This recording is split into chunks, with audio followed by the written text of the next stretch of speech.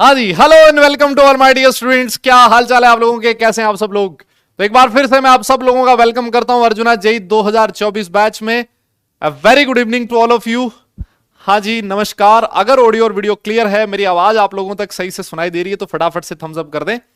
Session को करेंगे start. Molecular orbital theory को आज हमें करना है खत्म। हाँ जी, जल्दी से बताइए। देखें सब कुछ ठीक है तो थम्स अप कर दें। गुड इवनिंग दादा, गुड इवनिंग, नमस्कार, गुड इवनिंग, लव यू। हाँ जी, हाँ जी, सब बढ़िया, एकदम मस्त। रिवाइज वाइज करके आए हो लास्ट क्लास में जो पढ़ाया?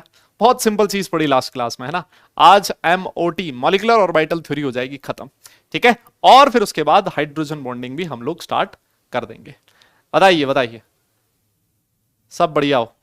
अरे क्या बात, क्या बात, बहुत ही बढ़िया, गजब गजब गजब गजब। मैं बहुत अच्छा हूं भाई, एकदम बढ़िया हूं, मैं भी बहुत अच्छा हूं। Yes yes yes. चलिए फिर, चलिए फिर, चलिए फिर, बिना कोई टाइम वेस्ट किए हम लोग सेशन को कर देते हैं स्टार्ट। आज बेटा केमिकल बॉन्डिंग का लेक्चर नंबर 13 है ना, 13th लेक्चर है, 13वां लेक्चर है। कोशिश करेंगे कि ये जो चैप्टर है ये 16 लेक्चर में खत्म हो जाए, ठीक है। कितने लेक्चर में? 16 लेक्चर्स में इस चैप्टर को खत्म करने की कोशिश करेंगे। अगर फिर भी इसके बाद एक्स्ट्रा सेशन की रिक्वायरमेंट होती है तो देखेंगे फिर क्या रहता है, नहीं तो हम लोग 16 में इसको खत्म कर देंगे, ठीक है, ठीक है, डन डन। आइए फिर स्टार्ट कर रहा हूं मैं सेशन को। बेटा हम लोग आज क्या क्या पढ़ने वाले हैं? सर आज मॉलिक्यूलर ऑर्बिटल थ्योरी हो जाएगी जनाब खत्म, और फिर उसके बाद मैं आपको पढ़ाने वाला हूं हाइड्रोजन बॉन्ड, ठीक है। आइए फिर हल्का सा मॉलिक्यूलर ऑर्बिटल थ्योरी के बारे में बात कर लेते हैं। हाँ हाँ, ये बड़ा चैप्टर है बेटा, ये यूं मानो कि वन ऑफ दी जो सबसे बड़े चैप्टर्स हैं केमिस्ट्री के, उनमें इसका नाम आता है ना। इतने सेशंस आपको किसी और चैप्टर में नहीं मिलेंगे जितने इस चैप्टर में मिले। 18 लेक्चर ये टॉपिक के दिए गए, है ना। इतना बड़ा चैप्टर आपको और कोई नहीं मिलेगा। इसके पीछे रीजन भी है ना, रीजन बिल्कुल साफ है। मैं हमेशा से कहता हूं ये वो चैप्टर है जो केमिस्ट्री की जान है ना। इससे अगर आप ये वाला चैप्टर अच्छे से कर लेते हो तो आपका बहुत सारा पार्ट ऐसा होता है जो बड़े आराम से कवर हो जाता है ना, और नहीं तो दिक्कत होती है। यस, हाँ हाँ हाँ हाँ, हाँ जी हाँ जी हाँ जी हाँ जी, ठीक है। हाँ, अरे सब बनाना बनाना बॉन्ड सब करवाएंगे भाई, इतना क्यों टेंशन ले रहे हो तुम लोग। सब होगा, चिंता मत करो, है ना। तुम्हें बनाना बॉन्ड मुझे लग रहा है बनाने से कुछ ज्यादा प्यार है तुम्हें, है ना। हम्म, वो भी होगा, वो भी होगा, वो भी होगा, ठीक है। हाँ, तो हम लोगों ने बेटा मॉलिक्यूलर ऑर्बिटल थ्योरी में क्या पढ़ा था, जल्दी से बताओ। लास्ट क्लास में कुछ पोस्टुलेट्स पढ़े थे। हमने कहा भैया जैसे एटम में इलेक्ट्रॉन एटॉमिक ऑर्बिटल में प्रेजेंट होता है, मॉलिक्यूल में जो इलेक्ट्रॉन होता है वो मॉलिक्यूलर ऑर्बिटल में प्रेजेंट होता है। सबसे पहले ये चीज पढ़ी थी। फिर हमने ये कहा था कि भाई मॉलिक्यूलर ऑर्बिटल्स बनते कैसे हैं, वो बनते हैं एटॉमिक ऑर्बिटल्स के कॉम्बिनेशन से, ठीक है ना। अगर मान लो दो एटॉमिक ऑर्बिटल आपस में कंबाइन हुए हैं तो दो मॉलिक्यूलर ऑर्बिटल बनेंगे, एक बनेगा बॉन्डिंग और एक बनेगा anti bonding molecular orbital. Yes, इसके साथ साथ हम लोगों ने यह भी पढ़ा था कि एटॉमिक ऑर्बिटल में जो इलेक्ट्रॉन होता है उस पर सिर्फ और सिर्फ एक न्यूक्लियस का इंफ्लुएंस होता है, लेकिन अगर आपका इलेक्ट्रॉन मॉलिक्यूलर ऑर्बिटल में है तो उस पर एक से ज्यादा न्यूक्लियस का इंफ्लुएंस होगा। यस, हमने यह पढ़ा था कि जो बॉन्डिंग मॉलिक्यूलर ऑर्बिटल्स होते हैं वो कंस्ट्रक्टिव इंटरफेरेंस से बनते हैं, और इसकी वजह से इनकी जो स्टेबिलिटी होती है ज्यादा होती है, इनकी जो एनर्जी होती है वो कम होती है। वहीं पर अगर आप एंटी बॉन्डिंग की बात करो तो सर उसमें जो इंटरफेरेंस होता है वो होता है डिस्ट्रक्टिव। यस, डिस्ट्रक्टिव इंटरफेरेंस की वजह से उनकी एनर्जी हाई होती है, स्टेबिलिटी कम होती है।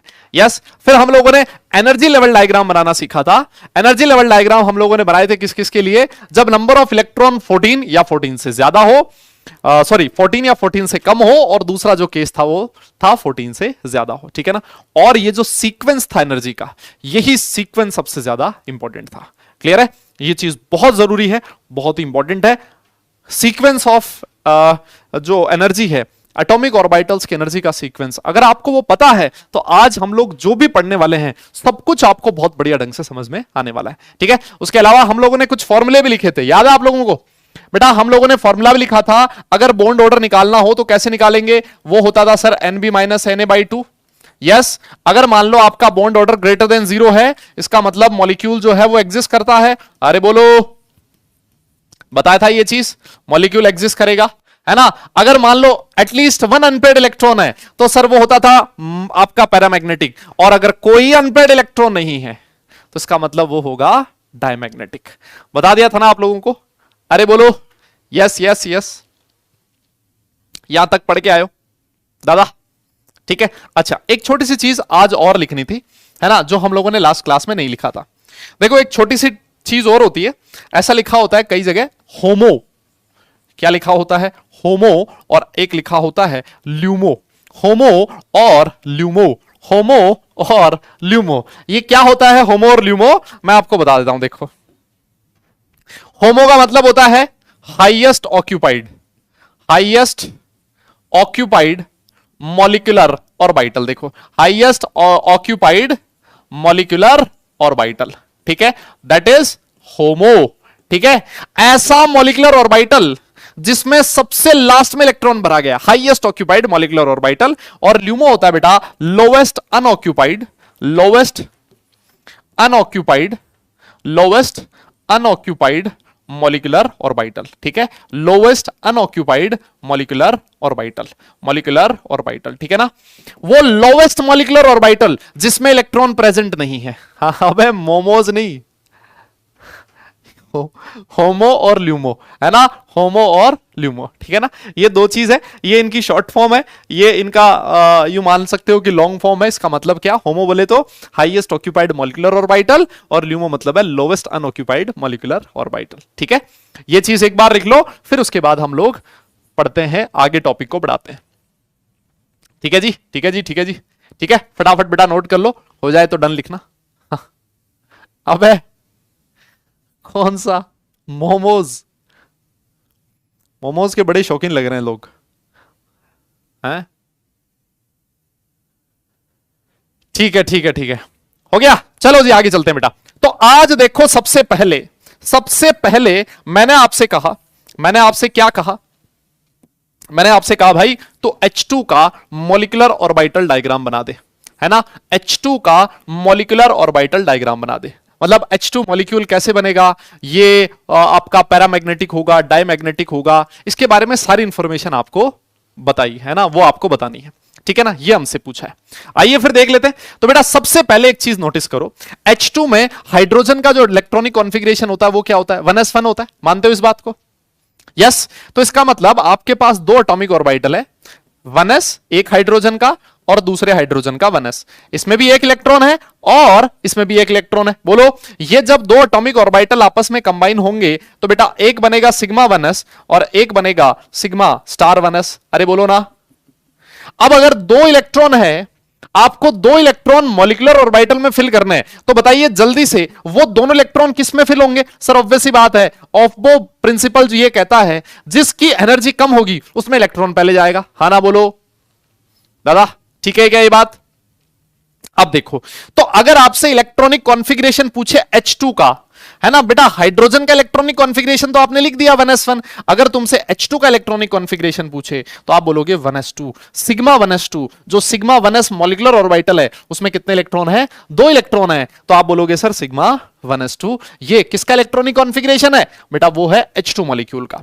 अब जल्दी से एक बात बताओ मुझे, Nb की वैल्यू कितनी है, मॉलिक्यूलर जो आपका बॉन्डिंग मॉलिक्यूलर ऑर्बिटल है उसमें कितने इलेक्ट्रॉन है बेटा, दो है। अरे जीरो कैसे लिख दिया, यस। और मुझे एक बात बताइए, एंटी बॉन्डिंग में कितने इलेक्ट्रॉन है, जल्दी बताओ। आप बोलोगे सर एंटी बॉन्डिंग में कोई इलेक्ट्रॉन है ही नहीं, अरे बोलो, तो सर बॉन्ड ऑर्डर कितना हो जाएगा H2 का, जल्दी बताओ। सर बॉन्ड ऑर्डर होगा Nb माइनस Na/2, ये हम लोगों ने फॉर्मूला पढ़ा हुआ है सर, ये हो जाएगा 2 - 0/2 इज इक्वल टू 1, है ना। H2 का बॉन्ड ऑर्डर कितना हो जाएगा, 1 हो जाएगा। क्या आप लोग जानते हो ये चीज, yes, Nb minus Na/2, yes, bond order कितना हो गया सर, हो गया 1, ठीक है। अगर तुमसे पूछे कि ये पैरामैग्नेटिक होगा कि डायमैग्नेटिक, आप बोलोगे सर देखो नो अनपेयर्ड इलेक्ट्रॉन, सर इसके पास कोई अनपेयर्ड इलेक्ट्रॉन प्रेजेंट नहीं है, ठीक है ना, सर कोई अनपेयर्ड इलेक्ट्रॉन प्रेजेंट नहीं है, इसका मतलब ये क्या होगा, डायमैग्नेटिक हो जाएगा।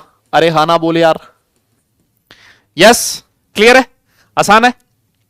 और देखो, और देखो, अगर मान लो आपसे पूछे कि इसके लिए होमो क्या है, HOMO highest occupied molecular orbital, highest occupied molecular orbital कौन सा है, सिग्मा 1s है। और अगर तुमसे पूछे ल्यूमो कौन सा है, lowest unoccupied, lowest unoccupied molecular orbital कौन सा है, सिग्मा स्टार 1s है। बताइए यहां तक आप लोगों को कोई परेशानी है क्या, क्या यहां तक सारी चीज समझ में आ गई आप लोगों को।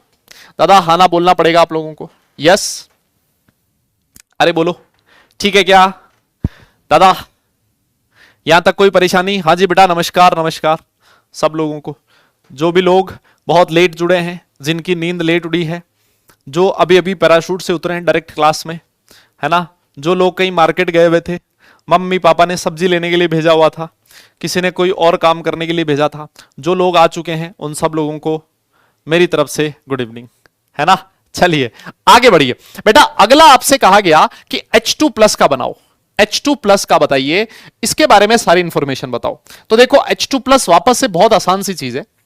H2+ में आप क्या बोलोगे कि सर हाइड्रोजन में H2+ का क्या मतलब हो गया? H2+ का मतलब ये हो गया, H2+ का मतलब, अच्छा एक चीज और देखो भाई, इसमें अगर बॉन्ड ऑर्डर 0 से बड़ा है, इसका मतलब ये मॉलिक्यूल एग्जिस्ट करता है, ऐसा कह सकता हूं क्या? हमने ये तो पढ़ा था, बॉन्ड ऑर्डर अगर 0 से बड़ा हो तो इसका मतलब वो एग्जिस्ट करेगा, और यहां पर एग्जिस्ट कर रहा है बिकॉज बॉन्ड ऑर्डर 1 है। यस यस यस, ठीक है दादा, क्लियर है? हाँ। अरे भाई डाईमैग्नेटिक का मतलब है जिसके पास कोई अनपेड इलेक्ट्रॉन ना हो उसको आप डाईमैग्नेटिक कहते थे, जिसके पास एटलीस्ट 1 अनपेड इलेक्ट्रॉन हो उसको हम पैरामैग्नेटिक कहते थे। अच्छा देखो H2+ में क्या होगा, एक हाइड्रोजन के पास तो एक इलेक्ट्रॉन है, लेकिन प्लस आ गया दूसरे हाइड्रोजन के ऊपर, मतलब उसका इलेक्ट्रॉन जा चुका है। यस, उसका इलेक्ट्रॉन चला गया। लो जी, उसके पास कोई इलेक्ट्रॉन प्रेजेंट नहीं है ना, अंडा इधर कोई इलेक्ट्रॉन नहीं है। मेरी बात तुम्हें समझ में आ गई? यस। तो सर अब अगर ये दो मॉलिक्यूलर ऑर्बिटल बनाएंगे, है ना, दो एटॉमिक ऑर्बिटल अगर मॉलिक्यूलर ऑर्बिटल बनाएंगे, तो देखो ये हो जाएगा सिग्मा 1s और ये हो गया सर सिग्मा स्टार 1s। ठीक है, इसका अगर मैं इलेक्ट्रॉनिक कॉन्फ़िगरेशन लिखना चाहूं, इसमें एक इलेक्ट्रॉन आ जाएगा। यस, अगर मैं H2+ का इलेक्ट्रॉनिक कॉन्फ़िगरेशन लिखूं तो वो क्या हो जाएगा, वो हो जाएगा सर सिग्मा 1s1। ठीक है, इसके बॉन्डिंग में कितने इलेक्ट्रॉन है? Nb होता है बेटा बॉन्डिंग इलेक्ट्रॉन, कितने हैं? 1। एंटी बॉन्डिंग में कितने इलेक्ट्रॉन है? सर वो है 0, एंटी बॉन्डिंग में कोई इलेक्ट्रॉन है ही नहीं। अरे बोलो दादा, हाँ ना बोलना यार। यस, तो बताइए इसका बॉन्ड ऑर्डर कितना होगा, जल्दी से बताओ। सर बॉन्ड ऑर्डर हो जाएगा Nb माइनस Na/2, इसका बॉन्ड ऑर्डर क्या है सर 0.5, और बेटा बॉन्ड ऑर्डर 0 से बड़ा है, 0 से बड़ा है, इसका मतलब ये एग्जिस्ट करेगा। ये क्या होगा? एग्जिस्ट करेगा। मेरी बात समझ में आई? आप लोगों को वीबीटी की एक लिमिटेशन लिखवाई थी, उसमें हम लोगों ने लिखा था कि जो वीबीटी होता है वो H2+ की एग्जिस्टेंस के बारे में कोई इंफॉर्मेशन नहीं देता था, है ना। उसकी हेल्प से आप लोग H2+ की एग्जिस्टेंस के बारे में नहीं बता सकते, लेकिन यहां पर देखो, यहां पर आपने बता दिया, आपने कहा बॉन्ड ऑर्डर ग्रेटर देन 0, इसका मतलब H2+ एग्जिस्ट करेगा। ठीक है, जल्दी बताओ पैरामैग्नेटिक की डायमैग्नेटिक? सर इसके पास एक अनपेड इलेक्ट्रॉन दिख रहा है हमें। यस सर, इसके पास एक अनपेड इलेक्ट्रॉन दिख रहा है, इसका मतलब ये क्या हो जाएगा? पैरामैग्नेटिक हो जाएगा। ठीक है, अरे बोलो, है ना। और अगर मान लो इसका आपसे मैग्नेटिक मोमेंट निकलवा ले, स्पिन ओनली मैग्नेटिक मोमेंट, याद है फॉर्मूला क्या था? √n/n+2 bore magneton. तो यहां पर बेटा अनपेड इलेक्ट्रॉन एक है ना, तो n का वैल्यू 1 है, तो ये हो जाएगा √1 × 1+2 बोर मैग्नेटॉन। ठीक है, इसका मैग्नेटिक मोमेंट कितना आ जाएगा? √3pm। बोलिए, बात समझ में आई क्या मेरी? अच्छा, इसके लिए भी होमो बताओ, देखें हाईएस्ट ऑक्यूपाइड मॉलिक्यूलर ऑर्बिटल कौन सा होगा बेटा? वही होगा सिग्मा 1s। और ल्यूमो कौन सा होगा? Lowest unoccupied molecular orbital, sir वो हो जाएगा सिग्मा स्टार 1s। बताओ कितनी आसान चीज है यार, कितना आसान है यार, बताओ देखें। क्या तुम्हें यह चीज एकदम क्लियर है क्या? एक बार जितने लोगों को समझ में आ गया कि सर एकदम मक्खन है, सर हलवा है, सर बहुत आसान है, ऐसे क्वेश्चंस तो हम लोग निपटा देंगे, वो सारे लोग थम्स अप करेंगे। जिन बच्चों ने नोट कर लिया वो सारे लोग डन लिख देंगे। यस भैया, चैट में पंगा है आज, है ना। चैट जो है वो ढंग से चल नहीं रही है, कोई बात नहीं, हमें क्या टेंशन है, चैट चले ना चले, जब जब चलेगी तब तक देखेंगे। यस यस, हाँ जी हाँ जी हाँ जी, बेटा नोट कर लो। आजकल बता, मैं 2 स्क्रीन खोल के रखता हूं सामने, एक पे ना दिखाई दे तो दूसरी वाले में तो दिखाई दे। यस, हो गया क्या? Done done.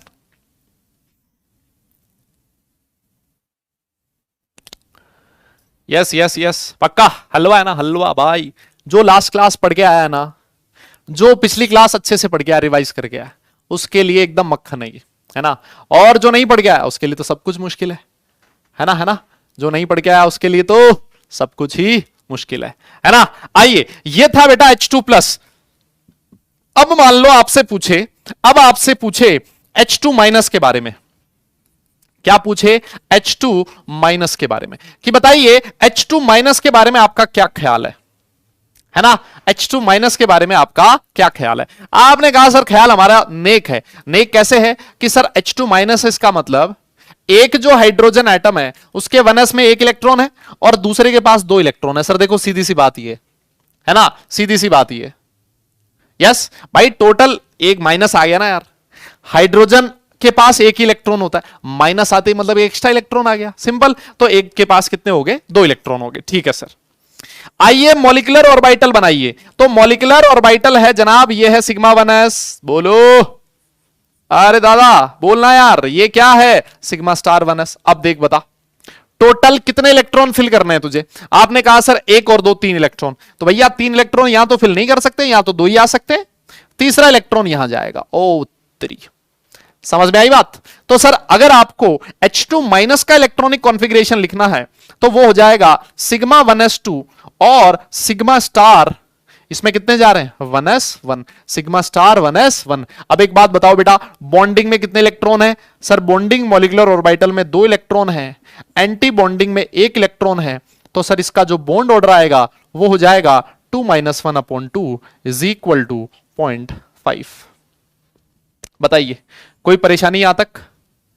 बोलो बोलो बोलो, कोई दिक्कत है क्या? बहुत आसान है ना यार, बहुत सिंपल है। क्या ये पैरामैग्नेटिक है? सर ये देखो एक अकेला इलेक्ट्रॉन है सर, 1 अनपेड इलेक्ट्रॉन है सर, 1 अनपेड इलेक्ट्रॉन है, इसका मतलब ये पैरामैग्नेटिक होगा। कैसा होगा?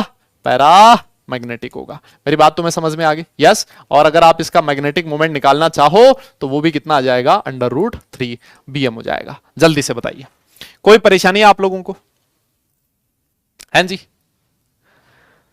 यस यस यस, कोई दिक्कत नहीं? नहीं नहीं, यहां तक कोई परेशानी नहीं।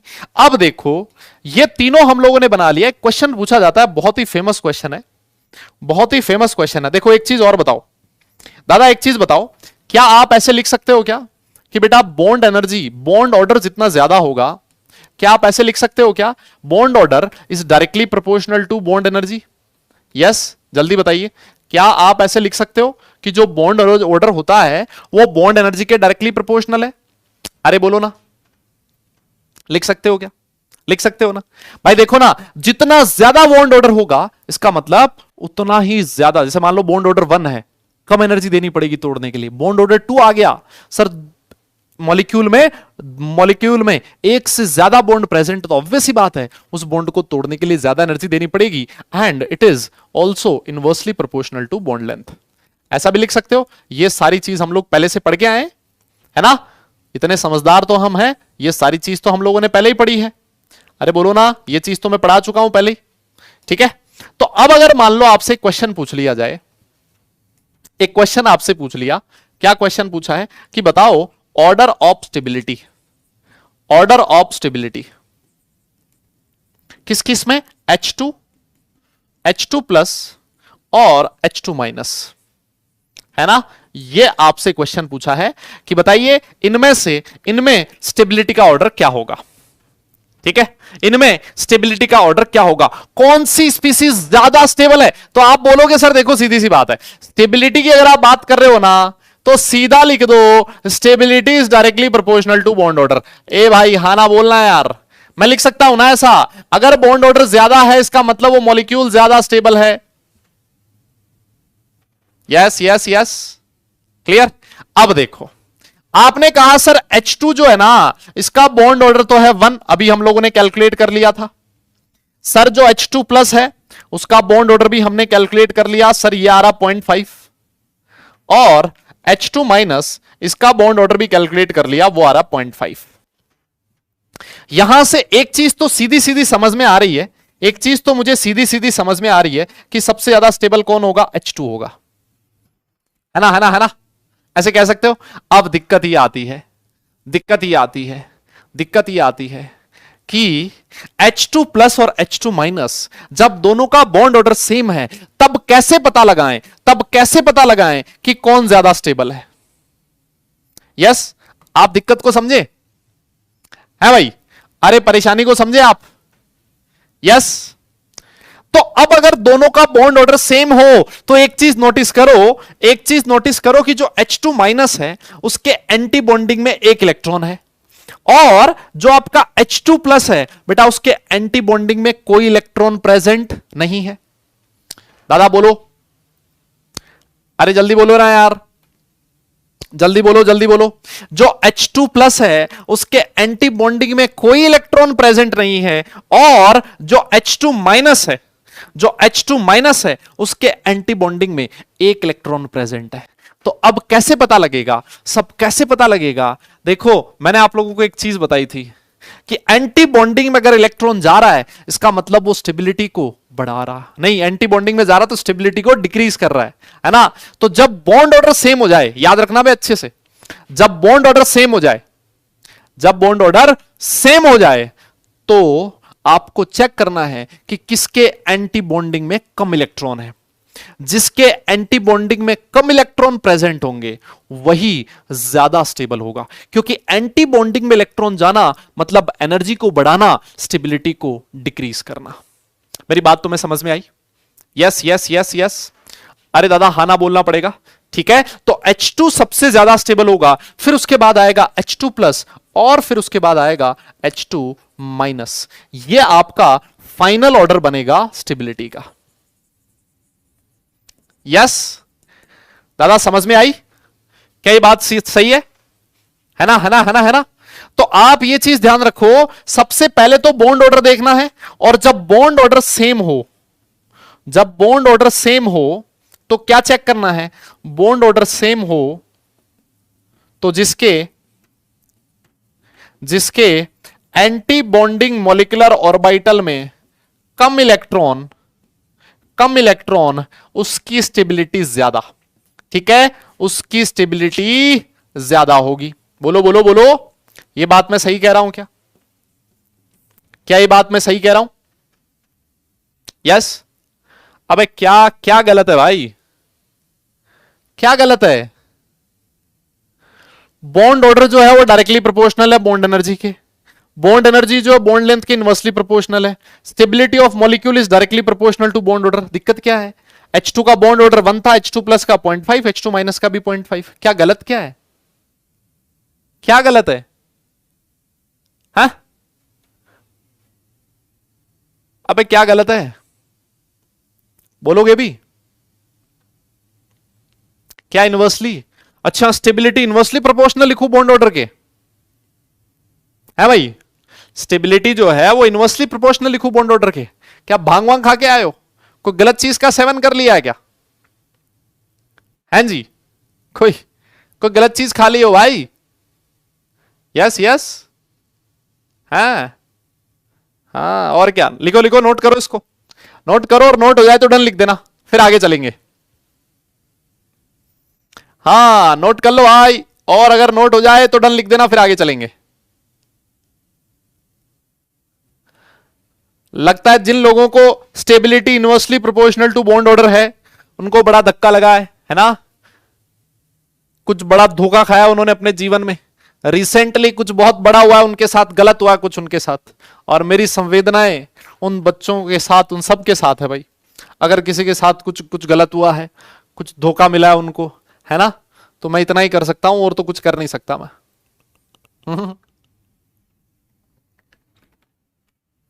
तो जब भी आपसे स्टेबिलिटी पूछे ना भाई लोगों, जब भी तुमसे स्टेबिलिटी का ऑर्डर पूछे ना, तो सबसे पहले क्या करना है?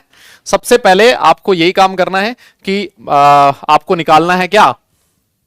Bond order. और बॉन्ड ऑर्डर अगर सेम हो जाए तो फिर आपको चेक करना है जिसके एंटी बॉन्डिंग में कम इलेक्ट्रॉन होंगे उसकी स्टेबिलिटी ज्यादा होगी। ठीक है, आओ देखिए आगे चलते हैं।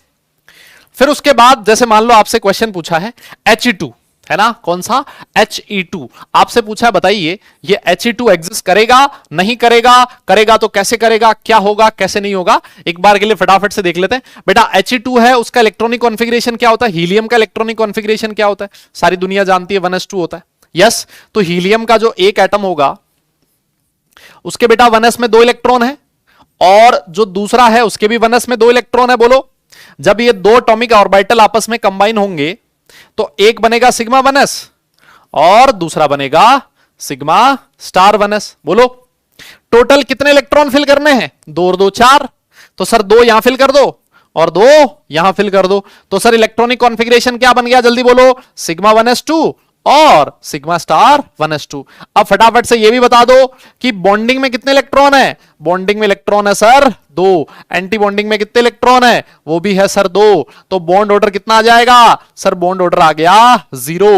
और अगर बॉन्ड ऑर्डर 0 आ गया तो आप लिखोगे कि ये जो मॉलिक्यूल है सर ये एग्जिस्ट नहीं करता। यस, ये डज नॉट एग्जिस्ट। अरे बोलो ना, सारी दुनिया जानती है He2 बनता है क्या?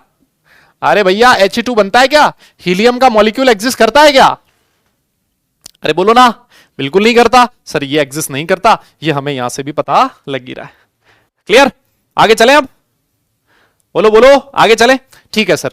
अब He2 के बाद मान लो आपके पास क्वेश्चन आया, हीलियम के बाद आया लिथियम Li2। ठीक है, बोला है Li2 के बारे में बताओ। ठीक है, अभी चेक कर लेते हैं भाई, ऐसी क्या बात है ना? अभी कर लेते हैं। लिथियम का इलेक्ट्रॉनिक कॉन्फ़िगरेशन जल्दी से बोल दो। सर ये होता है 1s2 2s1, यही होता है। अच्छा, अब देखो ये बनाने की बजाय मैं डायरेक्ट इलेक्ट्रॉनिक कॉन्फ़िगरेशन लिख दूं क्या भाई लोगों? ये बनाने की बजाय मैं डायरेक्ट इलेक्ट्रॉनिक कॉन्फ़िगरेशन लिख दूं क्या? है भाई, है भाई, है भाई, ए भाई बोलना यार।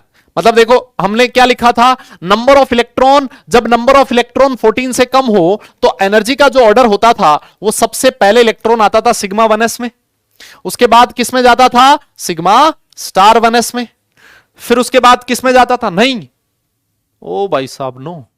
हाँ हाँ ठीक है बेटा, ठीक है ठीक है। हाँ, ऐसा काम हम लोग नहीं करेंगे जिससे स्पीड बढ़े। बिल्कुल सही कह रहे हो आप लोग। हाँ, नहीं करना है अपने को, ऐसा काम हमें करना ही नहीं है जिससे हमारी स्पीड बढ़े, है ना? क्यों? क्योंकि सर जब एग्जाम में क्वेश्चन आएगा तो हमारे पास तो सामने पूरी रफ कॉपी रहेगी, पूरी 50-60 पेज की, है ना? और सब एकदम बढ़िया हम लोग ऐसे डायग्राम बना के आके एग्जाम में उसको करके आएंगे ना, ऐसा एकदम शानदार। तो एग्जामिनर जो होगा वो 4 में से 10 नंबर देगा हमें। हाँ, तो हमें जिससे स्पीड बढ़े ऐसा काम नहीं करना है बेटा। बिल्कुल सही बात है। तो हम लोग ये वापस से इसी तरीके से डिब्बे बनाते हुए करेंगे। बहुत बढ़िया। तो आइए, सबसे पहले 1s में 2 इलेक्ट्रॉन, इसके 1s में भी 2 इलेक्ट्रॉन। बहुत बढ़िया। आओ देखें, यह है सर सिग्मा 1s, इसके बाद होगा sigma star 1s। Sir total 2 दूनी 4, 4 इलेक्ट्रॉन है सर, 4 इलेक्ट्रॉन फिल कर दो। ये लो सर, हो गए फिल। ठीक है, अब सर देखो 2s भी आएगा। लो सर 2s ये रहा, और सर एक 2s ये भी है, इसका भी देख लो। 2s में एक इलेक्ट्रॉन है। ठीक है सर, इसका ये हो जाएगा सिग्मा 2s, और सर ये है सिग्मा स्टार 2s।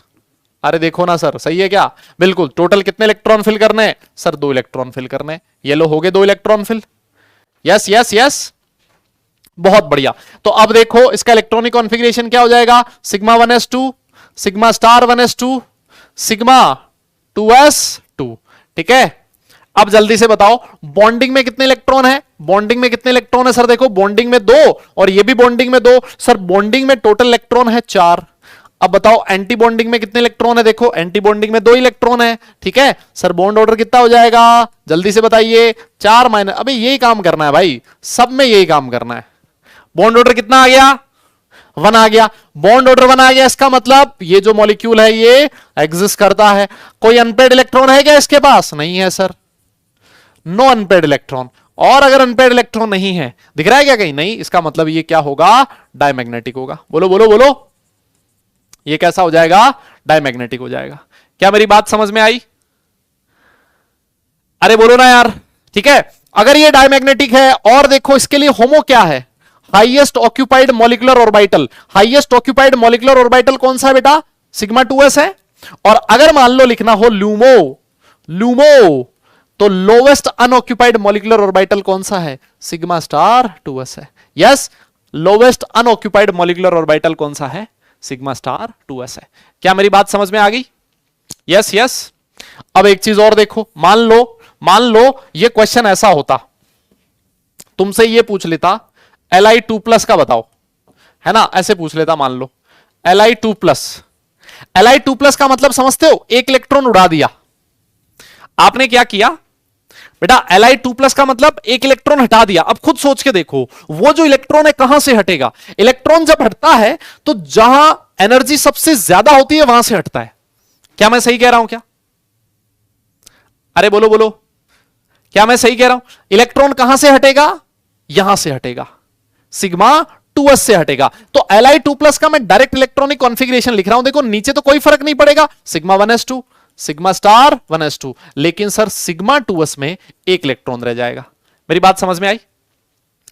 बॉन्डिंग में 4 इलेक्ट्रॉन कैसे वे देख, एक काम कर, है ना, ऐसे उंगली पे गिनते हैं ना, 1 2 3 4 ऐसे गिनियो। देखिए देख बॉन्डिंग में, बॉन्डिंग कौन सा है? सिग्मा 1s, इसमें कितने हैं?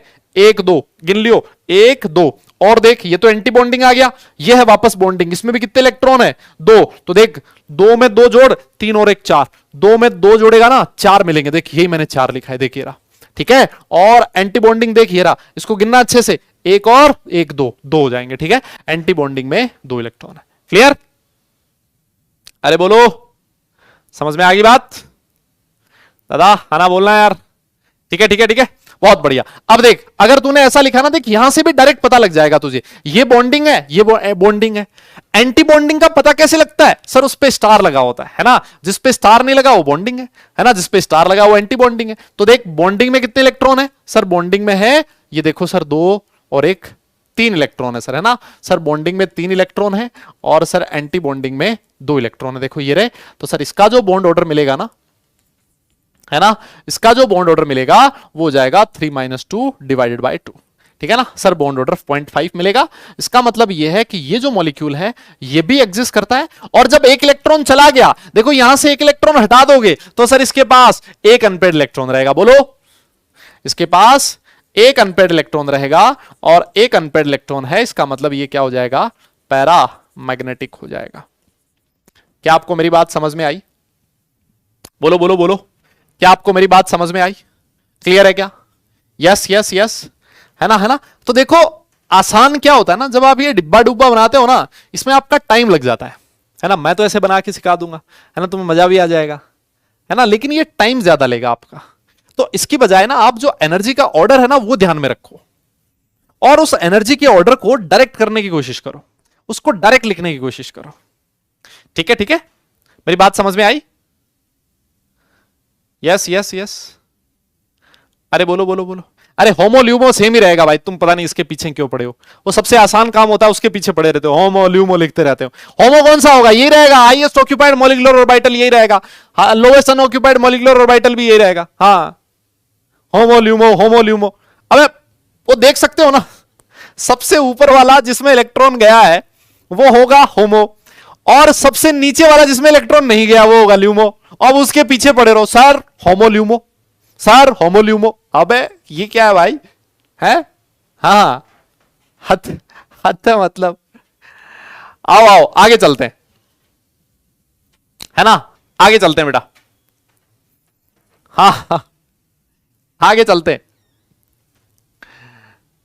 देखो जी, मान लो अगला क्वेश्चन आपसे, आपके सामने ये दे दिया, है ना। पता आपसे क्या पूछा है? उसने आपसे पूछ लिया कि बताओ क्या B2 मॉलिक्यूल एग्जिस्ट करेगा क्या? किसके बारे में पूछा है बेटा? B2 के बारे में, ठीक है। किसके बारे में पूछा है? B2 के बारे में, है ना। तो बोरोन है ना, बोरोन भाई, बोरोन का इलेक्ट्रॉनिक कॉन्फ़िगरेशन क्या होता है? सर वो होता है 1s2 2s2 2p1। बोरोन के पास टोटल कितने इलेक्ट्रॉन है बेटा? 5 इलेक्ट्रॉन है ना, 5 इलेक्ट्रॉन है। और B2 में कितने इलेक्ट्रॉन हो जाएंगे? एक एटम के पास 5 इलेक्ट्रॉन है, तो B2 मतलब उसके पास कितने इलेक्ट्रॉन हो गए? 10 इलेक्ट्रॉन हो गए सर, ठीक है। उसके पास कितने इलेक्ट्रॉन हो गए? 10 इलेक्ट्रॉन हो गए, ठीक है। समझ में आ गई बात? Yes yes yes. अच्छा अब देखो, आपको 10 इलेक्ट्रॉन फिल करने, तो आप एक काम करो, देखो ये जो आपने बना रखा है ना, सबसे पहले सिग्मा 1s वाला बनाओगे, उसमें 2 इलेक्ट्रॉन 2 इलेक्ट्रॉन, तो ये पूरा फिल हो जाएगा। फिर उसके बाद सिग्मा 2s में 2 इलेक्ट्रॉन डालोगे, देखो ना यहां पर बेटा सिग्मा 2s में 2 इलेक्ट्रॉन है, तो जब यहां सिग्मा 2s में यहां पर 2 यहां पर 2, तो ये जो सिग्मा 2s है इसमें 2 आ जाएंगे, सिग्मा स्टार में भी 2 आ जाएंगे, तो ये भी पूरा फिल हो जाएगा। मेरी बात तुम्हें समझ में आ रही है क्या? दादा दादा क्या मैं सही कह रहा हूं? यस यस यस, अरे बोलो मैं सही कह रहा हूं ना? क्लियर है यहां तक? बहुत बढ़िया। तो देखो सर इस वाले केस में क्या होगा, सर इस वाले केस में क्या होगा कि जो आपका सिग्मा 1s है उसमें 2 इलेक्ट्रॉन, सिग्मा स्टार 1s उसमें 2 इलेक्ट्रॉन, सिग्मा 2s उसमें 2 इलेक्ट्रॉन, और सिग्मा स्टार 2s उसमें भी 2 इलेक्ट्रॉन। सर ये सिग्मा स्टार तक तो हमने फिल कर दिया, अब हमें फिल करना है 2p वाला। देखो आप लोगों को एक चीज बताई गई थी, यह है 2p। 2p में बेटा इलेक्ट्रॉन होते हैं, 2p में ऑर्बिटल होते हैं 3। यस, जब 3 ऑर्बिटल बेटा आपस में कंबाइन होते हैं तो टोटल 6 ऑर्बिटल बनते हैं नए, बताया गया था। और इसकी एक ट्रिक भी मैंने आप लोगों को समझाई थी ना। देखो ये कैसे बनेगा, जब नंबर ऑफ इलेक्ट्रॉन 14 से कम होता है तो sp मिक्सिंग होती थी, और sp मिक्सिंग की वजह से ये ऐसे बनता था। यस सर, ये होता था पाई 2px, पाई 2py, और ये होता था सिग्मा 2pz। याद आया तुम्हें? ये है बेटा pi star 2px, pi star 2py, ये सिग्मा स्टार 2pz। ठीक है, अब देखो दोनों के पास 2p में कितने इलेक्ट्रॉन है? सर 2p में एक एक इलेक्ट्रॉन है बोरोन के पास। अब मुझे 2 इलेक्ट्रॉन फिल करने हैं। अब देखो यहां पर, इधर देखना, 2 इलेक्ट्रॉन फिल करने हैं। तो बहुत सारे बच्चे क्या करते हैं, 2 इलेक्ट्रॉन इसी में फिल कर देते हैं, बस खुश हो जाते हैं, बोले हो गया काम खत्म। भाई गलत हो गया है ना। अगर तुमने ऐसा कर दिया ना तो जो हंड्स है ना, वो जो चाटा रसीद के देगा ना तुम्हें, वो थप्पड़ मारेगा जोर से। क्यों? हंड ने क्या बोला था? हंड ने ये बोला था कि जब आप डी जनरेट, मतलब ऐसे ऑर्बिटल जिनकी एनर्जी सेम होती है, अगर उनमें इलेक्ट्रॉन फिल करोगे ना तो पहले एक एक इलेक्ट्रॉन फिल करना है। ये देखो इसमें भी एक जाएगा और इसमें भी एक जाएगा। मेरी बात समझ में आ रही है? यस बेटा बोलो, क्या ये बात सही है ना? पहले एक एक इलेक्ट्रॉन फिल करना है। अब ये इलेक्ट्रॉनिक कॉन्फ़िगरेशन सही हुआ है तो इसका टोटल, अगर मैं कंप्लीट इलेक्ट्रॉनिक कॉन्फ़िगरेशन लिखूं, है ना, कंप्लीट इलेक्ट्रॉनिक कॉन्फ़िगरेशन लिखूं, देखो कंप्लीट इलेक्ट्रॉनिक कॉन्फ़िगरेशन लिखूं तो क्या हो जाएगा? Sigma 1s2, sigma star 1s2, sigma 2s2, sigma star 2s2। इनकी टेंशन लेने की जरूरत नहीं है ना, इनकी टेंशन लेने की जरूरत नहीं है, बिकॉज ये तो अपने आप में कैंसिल आउट हो जाएंगे, है ना। देखो ये कैंसिल आउट हो जाएंगे, बॉन्डिंग में भी 2, एंटी बॉन्डिंग में भी 2, बॉन्डिंग में भी 2, एंटी बॉन्डिंग में भी 2, तो इसकी वजह से कोई फर्क नहीं पड़ेगा। ठीक है, अच्छा फिर उसके बाद देखो पाई 2px, है ना, पाई 2px में एक इलेक्ट्रॉन और पाई 2py में भी एक इलेक्ट्रॉन। यस, इन दोनों में एक एक इलेक्ट्रॉन प्रेजेंट है। ठीक है, ठीक है, ठीक है। अच्छा, तो अब अगर मान लो आपसे पूछा जाए कि बताइए बॉन्डिंग में कितने इलेक्ट्रॉन है, एनबी बॉन्डिंग मॉलिक्यूलर ऑर्बिटल में कितने इलेक्ट्रॉन है, तो देखो बॉन्डिंग वाले गिनो, देखा ये रहे बॉन्डिंग वाले 2, 2 4, और ये रहे सर 2 6। सर बॉन्डिंग में 6 इलेक्ट्रॉन है, एंटी बॉन्डिंग में कितने इलेक्ट्रॉन है? देखो सर एंटी बॉन्डिंग में 2, और ये रहे सर 2, 4 एंटी बॉन्डिंग में। ठीक है ना, तो अब आप क्या करोगे, बॉन्ड ऑर्डर निकालोगे, वो क्या हो जाएगा? 6 - 4 डिवाइड बाई 2, कितना हो गया? 1 हो जाएगा सर। ठीक है, ठीक है, ये बॉन्ड ऑर्डर 1 आ गया, इसका मतलब ये जो मॉलिक्यूल है ये एग्जिस्ट करता है। ठीक है, एग्जिस्ट करेगा। इसके पास कितने अनपेयर्ड इलेक्ट्रॉन दिख रहे हैं तुम्हें, है ना? यहां मत देखो, यहां पर देखो, मॉलिक्यूलर ऑर्बिटल में चेक करो बेटा कितने अनपेयर्ड इलेक्ट्रॉन है? सर 2 अनपेयर्ड इलेक्ट्रॉन है। यस, और अगर 2 अनपेयर्ड इलेक्ट्रॉन है इसका मतलब सर ये पैरामैग्नेटिक है। अरे बोलो ना यार, ये कैसा है बेटा? पैरामैग्नेटिक है। क्लियर क्लियर, ठीक है, ठीक है। और देखो पैरामैग्नेटिक है, अगर मैं इसका होमो पूछूं आपसे, मैं क्या पूछूं? इसका होमो पूछूं, है ना, इसका क्या पूछूं? होमो पूछूं, तो हाईएस्ट ऑक्यूपाइड मॉलिक्यूलर ऑर्बिटल कौन से हैं? वो है सर पाई 2px और पाई 2py। और अगर तुमसे ल्यूमो पूछे लोवेस्ट अनऑक्यूपाइड मॉलिक्यूलर ऑर्बिटल, तो लोवेस्ट अनऑक्यूपाइड मॉलिक्यूलर ऑर्बिटल कौन सा है? सर वो है सिग्मा 2pz। क्या मेरी बात समझ में आई?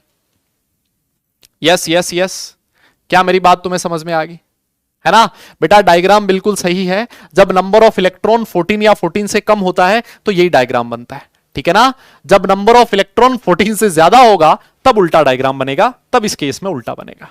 ठीक है ना, हाँ अब समझ लो, तुम पढ़ लिख के आते नहीं हो फिर कहते हो गलत है ना?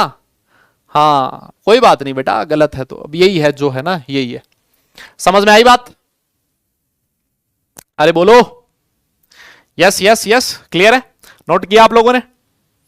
हाँ भाई, नोट करो देखे बेटा, नोट करो फटाफट।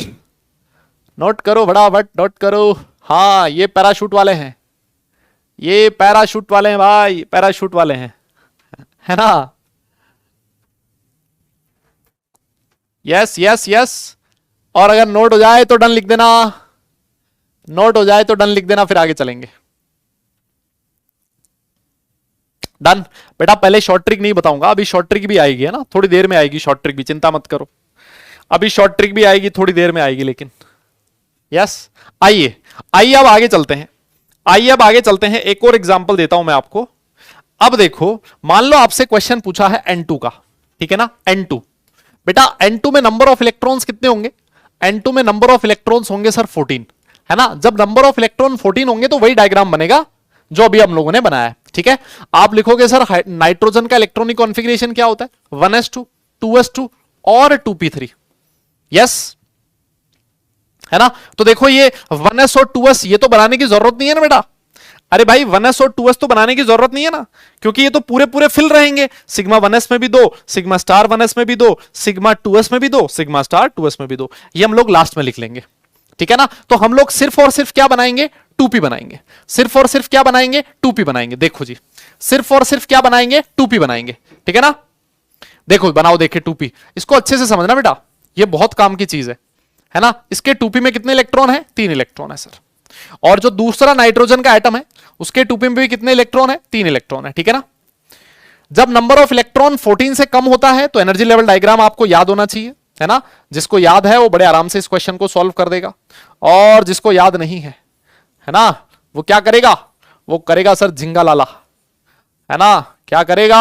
झिंगा लाला। देखो ये क्या है? पाई 2px है। ये क्या है मुन्ना? पाई 2py है। ये क्या है? सिग्मा 2pz है। ये क्या है sir? Pi star 2px, pi star 2py है। यस, ये क्या है सर? सिग्मा स्टार 2pz है।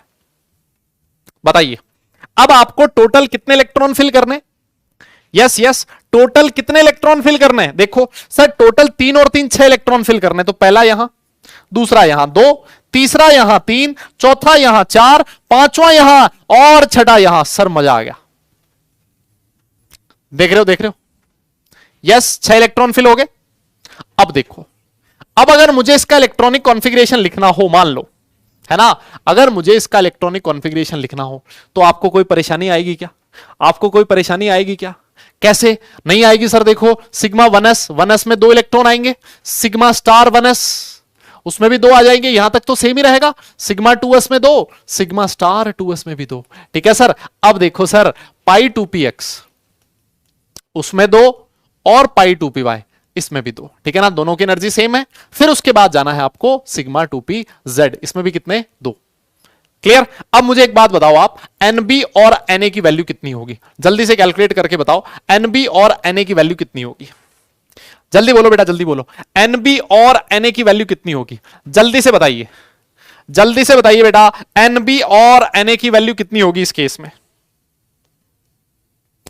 Nb और Na की वैल्यू कितनी होगी इस केस में? जल्दी बोलो। यस यस यस,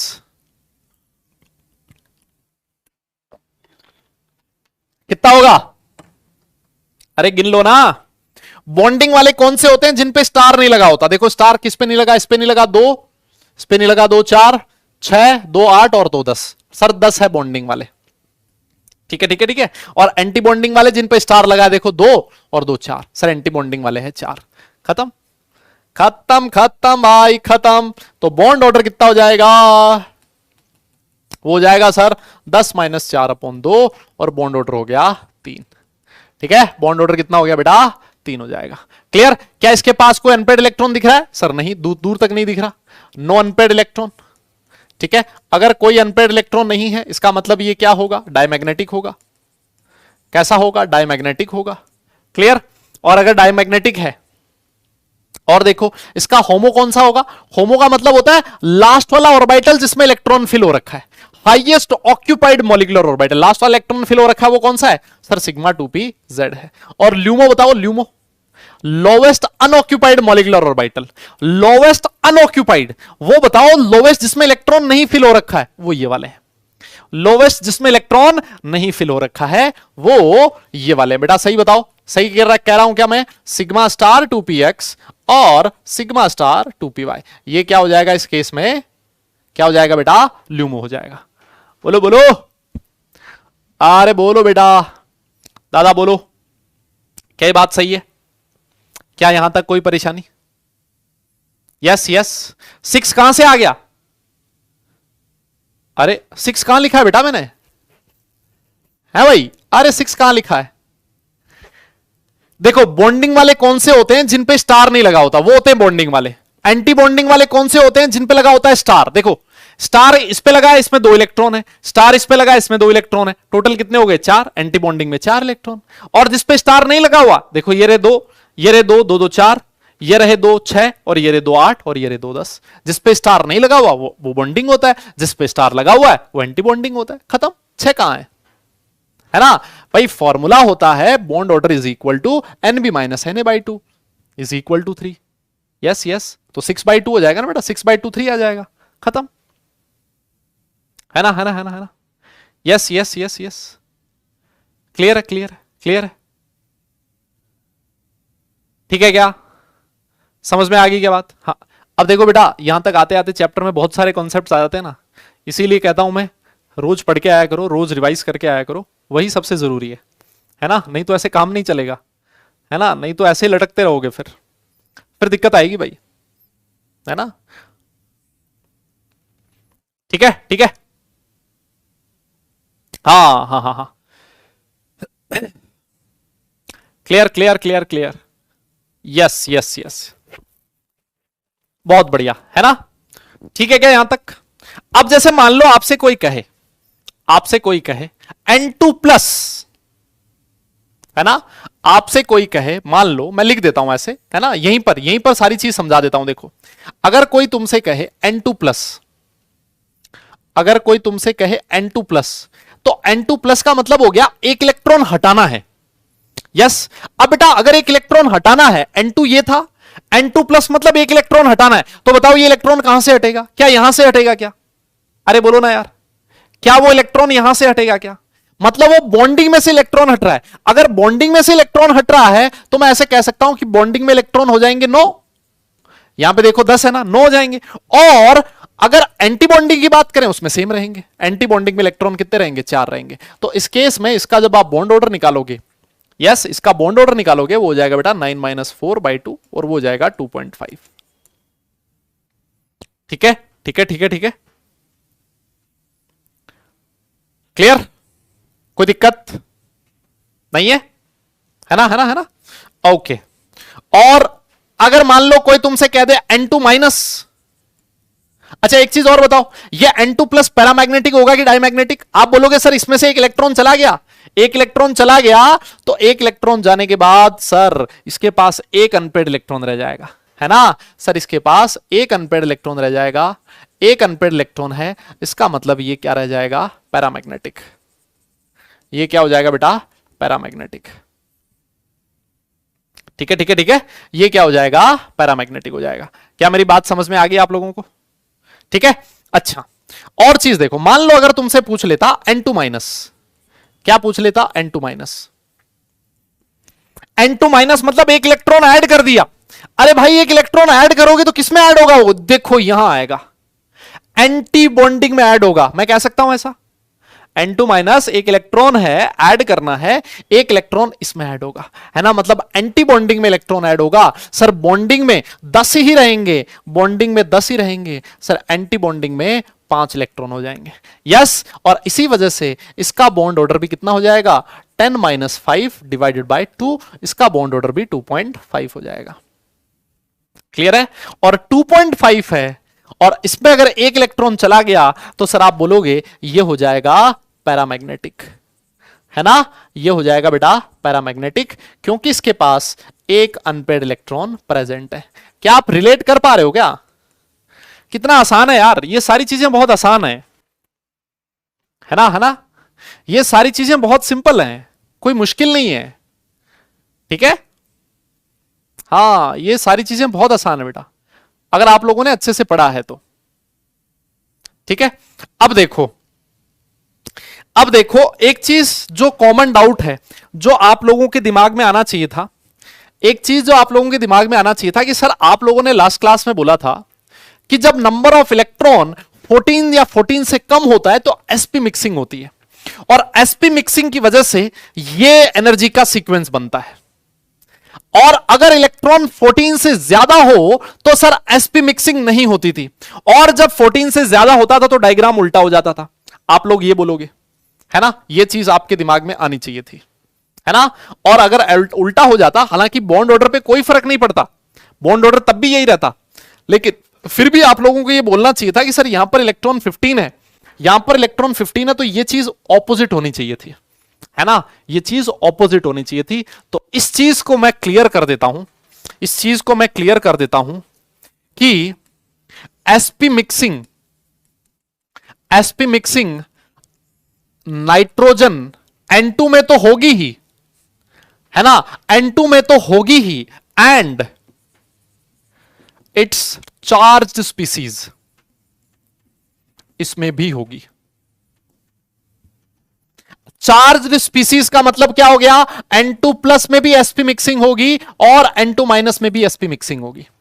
और sp मिक्सिंग होने की वजह से जो एनर्जी का ऑर्डर रहेगा वो यही रहेगा बेटा, इसमें उल्टा मत कर देना। यस यस, हां इसमें उल्टा मत कर दियो मुन्ना, इसमें उल्टा मत कर देना, नहीं तो गलत हो जाएगा। इसमें ऑपोजिट नहीं कर देना तो गलत हो जाएगा। sp मिक्सिंग 14 या 14 से कम वो तो ठीक है, लेकिन N2 माइनस में भी sp मिक्सिंग होती है, बिकॉज वो बना तो नाइट्रोजन से ही है ना यार, उसका जो पेरेंट है वो तो यही है ना भाई। N2 माइनस बना तो इसी से है ना, इसी में एक इलेक्ट्रॉन ऐड किया हम लोगों ने। यस, उसका जो पेरेंट स्ट्रक्चर है वो तो यही है, इसमें एक इलेक्ट्रॉन ऐड किया है, तो इसी वजह से इसमें sp मिक्सिंग नहीं करनी है। sp मिक्सिंग जो है वो स्टार्ट होती है ऑक्सीजन से, है ना, 14 के बाद। यस, ऑक्सीजन से स्टार्ट होती है 14 के बाद, है ना। नाइट्रोजन और नाइट्रोजन के जितने भी चार्ज्ड स्पीसीज हैं उनमें sp मिक्सिंग होगी, ठीक है। उसके बाद जितने भी आएंगे, जैसे ऑक्सीजन आ गया उसमें sp मिक्सिंग नहीं होगी, फिर इसके अलावा मान लो O2 प्लस आ गया उसमें sp मिक्सिंग नहीं होगी, F2 उसमें नहीं होगी, और उसके बाद जो आपका एनर्जी का सीक्वेंस होगा वो चेंज हो जाएगा। मेरी बात समझ में आई? Yes yes. तो N2 माइनस में भी, N2 माइनस में भले ही इलेक्ट्रॉन 15 है, सुन लो, N2 माइनस में भले ही इलेक्ट्रॉन 15 है, उसमें sp मिक्सिंग होगी और सीक्वेंस यही रहेगा। यह चीज है जो थोड़ी सी आपको ध्यान में रखनी थी। ठीक है, ठीक है, बात समझ में आई? Yes yes yes. अरे बोलो बेटा, क्लियर है क्या यहां तक? है ना, है ना, है ना, है ना। हाँ, आज वाली क्लास एकदम जोरदार जा रही है ना। आज मुझे लग रहा है जितने भी वेल्ले लोग हैं ना, जो निठल्ले लोग हैं, जो क्लास में कभी नहीं आते थे, सारे आज आ गए हैं क्लास में, ऐसा मुझे लग रहा है ना, ऐसा मुझे लग रहा है। और ऐसा मुझे लग रहा है बहुत सारे लोगों को लग रहा होगा कि हाँ सर आज तो मतलब कुछ कहानी अलग है क्लास में। यस, चलिए फिर अब इसके बाद आपको क्या दे दिया जाए, है ना। इसके बाद एक और देख लो, इसके बाद एक और देख लो बेटा, लास्ट डायग्राम बनाने हम लोग जा रहे हैं, लास्ट वाला डायग्राम बनाने जा रहे हैं, और वो है O2 का, है ना। लास्ट डायग्राम बनाने जा रहे हैं O2, फिर उसके बाद मैं आपको देने वाला हूं शॉर्ट ट्रिक। O2 का डायग्राम बनाने जा रहे हैं, फिर उसके बाद मैं आपको देने वाला हूं शॉर्ट ट्रिक, जिसके बाद आप सारे क्वेश्चन ऐसे चुटकियों में सॉल्व कर दोगे, इस तरह से, है ना, खटाखट सॉल्व हो जाएंगे, ठीक है ना। इसके बाद ये O2 हम लोग लास्ट डायग्राम बना रहे हैं, उसके बाद हम लोग सारे क्वेश्चंस जो भी होंगे वो आप एकदम बिल्कुल शॉर्ट ट्रिक से सॉल्व कर दोगे, शॉर्ट ट्रिक इसके बाद आएगी, ठीक है ना। अब देखो, आप कहोगे सर O2 जो है इसमें नंबर ऑफ इलेक्ट्रॉन कितने हैं? सर नंबर ऑफ इलेक्ट्रॉन है 16। यस, नंबर ऑफ इलेक्ट्रॉन 16 है, इसका मतलब sp मिक्सिंग नहीं होगी। बोलो, sp मिक्सिंग नहीं होगी तो सर ऑक्सीजन का इलेक्ट्रॉनिक कॉन्फ़िगरेशन लिखो ना आप, 1s2 2s2 2p4, यही होता है। 1s और 2s वाले बनाने की जरूरत नहीं है क्योंकि वो कैंसिल आउट हो जाएंगे, मैं डायरेक्ट 2p वाले बना देता हूं। देखो, ये रहा 2p और ये रहा 2p। सर इसमें जो एनर्जी लेवल डायग्राम बनेगा वो थोड़ा सा चेंज हो जाएगा। आपको चेंज याद है क्या? क्या होगा? ये वाला चेंज आ जाएगा कि सर जो नीचे वाला डायग्राम होता है सर वो उल्टा हो जाता है, नीचे वाला ट्राइंगल उल्टा हो जाता है। क्या आपको ये चीज याद आई? दादा हाँ ना बोलना यार भाई, क्या ये बात सही है? ये पाई टू पी एक्स, ये pi two p y, clear है? यह है sir pi star two p x और pi star two p y. क्या तुझे याद आया क्या? और यह है sigma star two p z. Clear है क्या? ये वाला डायग्राम याद है आप लोगों को? Yes yes. अच्छा सर टोटल कितने इलेक्ट्रॉन है? सर देखो ना 4 इलेक्ट्रॉन है 2p में, 1 2 3 4, इसमें भी 4। टोटल कितने इलेक्ट्रॉन फिल करने हैं हमें? 8 इलेक्ट्रॉन फिल करने। यस आओ, 1 2 3 4 5 6 7 8, ये लो सर 8 इलेक्ट्रॉन फिल हो गए। ठीक है ठीक है ठीक है। अच्छा अब देखो सर इलेक्ट्रॉनिक कॉन्फ़िगरेशन लिख के बता दो ना आप। इलेक्ट्रॉनिक कॉन्फ़िगरेशन क्या हो जाएगा? Sigma 1s2, sigma star 1s2, sigma 2s2 और सिग्मा स्टार 2s2। यहां तक तो सेम ही रहेगा। बोलो बोलो बोलो, यहां तक तो सेम ही रहेगा। अच्छा अब देखो इलेक्ट्रॉन किस में जाएगा? सिग्मा 2pz में। कितने इलेक्ट्रॉन है? सर 2 इलेक्ट्रॉन है। पाई 2px और पाई 2py, सर इसमें कितने इलेक्ट्रॉन है? इसमें भी 2 इलेक्ट्रॉन है ना है ना है ना, इसमें भी 2 इलेक्ट्रॉन है। फिर उसके बाद पाई स्टार 2px और पाई स्टार 2py, इनमें कितने इलेक्ट्रॉन है? पाई स्टार 2px और पाई स्टार 2py, इनमें 1 इलेक्ट्रॉन है। अब मेरा क्वेश्चन आपसे यह है, आप फटाफट से कैलकुलेट करके बताओ Nb का वैल्यू कितना है और Na का वैल्यू कितना है। जल्दी से कैलकुलेट कराओ। यस यस, हाँ जी जल्दी से बताओ Nb का वैल्यू कितना है और Na का वैल्यू कितना है। हाँ जी हाँ जी हाँ जी बेटा जल्दी से बताओ, जल्दी से बोलो जल्दी से बोलो। Nb और Na का वैल्यू बता दो फटाफट, फटाफट बता दो, फटाफट बता दो।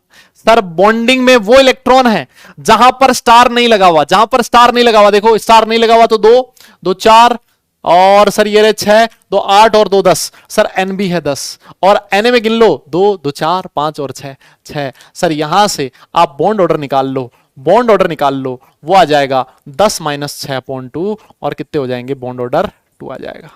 यस 2 आ जाएगा। क्या इसके पास अनपेड इलेक्ट्रॉन है? सर दिख रहे हैं हमें 2 अनपेड इलेक्ट्रॉन है ना? सर इसके पास क्या है? 2 अनपेड इलेक्ट्रॉन है। और अगर 2 अनपेड इलेक्ट्रॉन है इसका मतलब ये क्या होगा? पैरामैग्नेटिक होगा। ये क्या होगा बेटा? पैरामैग्नेटिक होगा। याद करो वीबीटी की लिमिटेशन थी, वीबीटी की एक लिमिटेशन थी कि वीबीटी जो है वो O2 के पैरामैग्नेटिक बिहेवियर को नहीं समझा पाता, लेकिन यहां पर जो हमने MOT लिखा है उसने समझा दिया कि कैसे O2 पैरामैग्नेटिक इन नेचर होता है। क्या मेरी बात समझ में आई? तो एक और लिमिटेशन यहां पर सॉल्व हो चुकी है। ठीक है, इसका होमो बताइए जरा। हाईएस्ट ऑक्यूपाइड मॉलिक्यूलर ऑर्बिटल कौन कौन से हैं? सर वो है पाई स्टार 2px और पाई स्टार 2py, ठीक है ना? और लोवेस्ट अनऑक्यूपाइड मॉलिक्यूलर ऑर्बिटल कौन सा है? LUMO. Lowest unoccupied molecular orbital कौन सा है? Sigma star 2pz। बताओ। यस यस यस यस, क्या ये सही है? हैं जी हैं जी, क्या मेरी बात आपको समझ में आई? यहां तक कोई भी परेशानी हो बता सकते हो, है ना है ना है ना है ना? बेटा अगर नोट कर लिया हो तो डन लिखो, फिर इसके बाद नोट कर लिया हो तो डन लिखो, फिर उसके बाद मैं आपको ट्रिक बता देता हूं। आज मुझे समझ नहीं आ रहा है सारी कंप्लेंट इसी क्लास में कैसे आ रही है। कभी सर समझ नहीं आ रहा, सर आप गलत लिख रहे हो, सर थोड़ा बड़ा लिखो, सर थोड़ा छोटा लिखो। भाई मुझे क्लास लेते हुए तुम्हारी कितना टाइम हो गया? आज 11 क्लास मैंने ली थी फर्स्ट वाले में, और 11 मतलब मैं आप लोगों की 1 महीने से ज्यादा क्लास ले रहा हूं, है ना? और ऐसी चीज मुझे आज तक क्लास में वो नहीं मिली, है ना, कि जैसा बिहेवियर आज आप लोगों का लग रहा है क्लास में, वैसा मुझे मतलब कभी नहीं फील हुआ, है ना? ये मेरे ऊपर वाले पे, ऊपर वाले की दया रही है शायद, है ना, कि मेरी क्लास शांति से निकलती है। लेकिन आज मुझे ऐसा फील हो रहा है ना,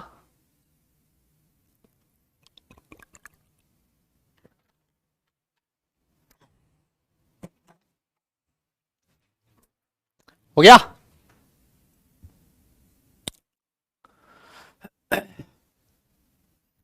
चलो ठीक है, अब मैं आपको फटाफट से ट्रिक बता देता हूं, है ना।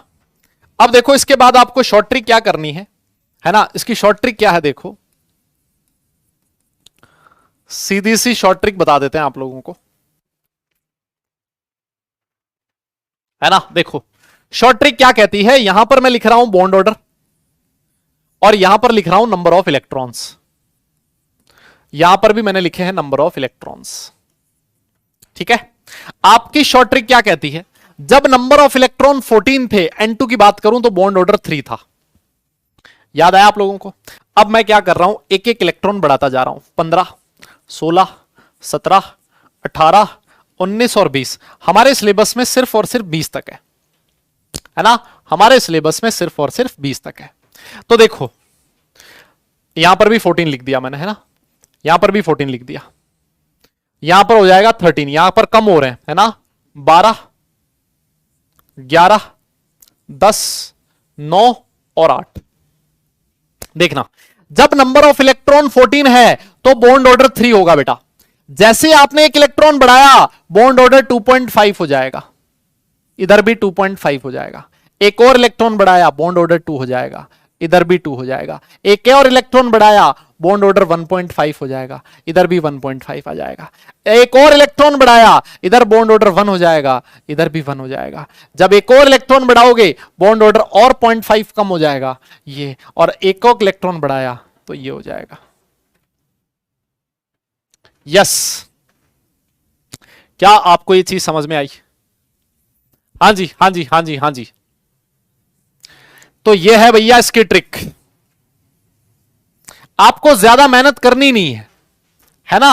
आपको ज्यादा मेहनत करनी ही नहीं है। आप तो सिर्फ क्या करोगे, आप सिर्फ एक ही काम करोगे कि 14 में 3 होता है, डायरेक्ट इलेक्ट्रॉन गिन लोगे। यस, डायरेक्ट इलेक्ट्रॉन गिन लोगे कि जैसे जैसे 14 से कम या 14 से ज्यादा होते जा रहे हैं इलेक्ट्रॉन, बॉन्ड ऑर्डर 0.5 से कम होता जाएगा। बस इतनी सी चीज है जो आपको ध्यान में रखनी थी। ठीक है, ठीक है। अच्छा, अब पैरामैग्नेटिक और डायमैग्नेटिक वाली भी शॉर्ट ट्रिक दे दी जाए आपको, है ना। पैरामैग्नेटिक और डायमैग्नेटिक वाली भी शॉर्ट ट्रिक दे दी जाए तो देखो, मान लो पैरामैग्नेटिक क्या होते हैं। पैरामैग्नेटिक बेटा वो सब्सटेंसेस होंगे जिनके पास अनपेड इलेक्ट्रॉन होता है ना। अनपेड इलेक्ट्रॉन तो होगा ही, या फिर पहले डायमैग्नेटिक की दे देते हैं, है ना। डायमैग्नेटिक वो सब्सटेंसेस होंगे, डायमैग्नेटिक वो सब्सटेंसेस होंगे जिनके पास कोई अनपेड इलेक्ट्रॉन नहीं। बेटा इसके नीचे वाले आपको खुद ही बनाने पड़ेंगे, है ना। वो आप बना सकते हो, है ना, उसमें ज्यादा टेंशन है नहीं कुछ बनाने की, ठीक है। इससे नीचे वाले आपको खुद ही बनाने पड़ेंगे, और 20 से ज्यादा वाला हमारे सिलेबस में नहीं है। इससे नीचे वाले आप खुद बना सकते हो, बहुत आसानी से बन जाते हैं, है ना। और इससे ऊपर वाले आपको बनाने की जरूरत नहीं है, वो हमारे सिलेबस का पार्ट नहीं है, 20 से ऊपर वाला। क्लियर है? हाँ, तो हमने लिखा भाई डायमैग्नेटिक वो होंगे सर जिनके पास कोई अनपेड इलेक्ट्रॉन नहीं होता। तो ट्रिक ये कहती है कि अगर इवन नंबर ऑफ इलेक्ट्रॉन है, इवन नंबर ऑफ इलेक्ट्रॉन है तो वो डायमैग्नेटिक होगा।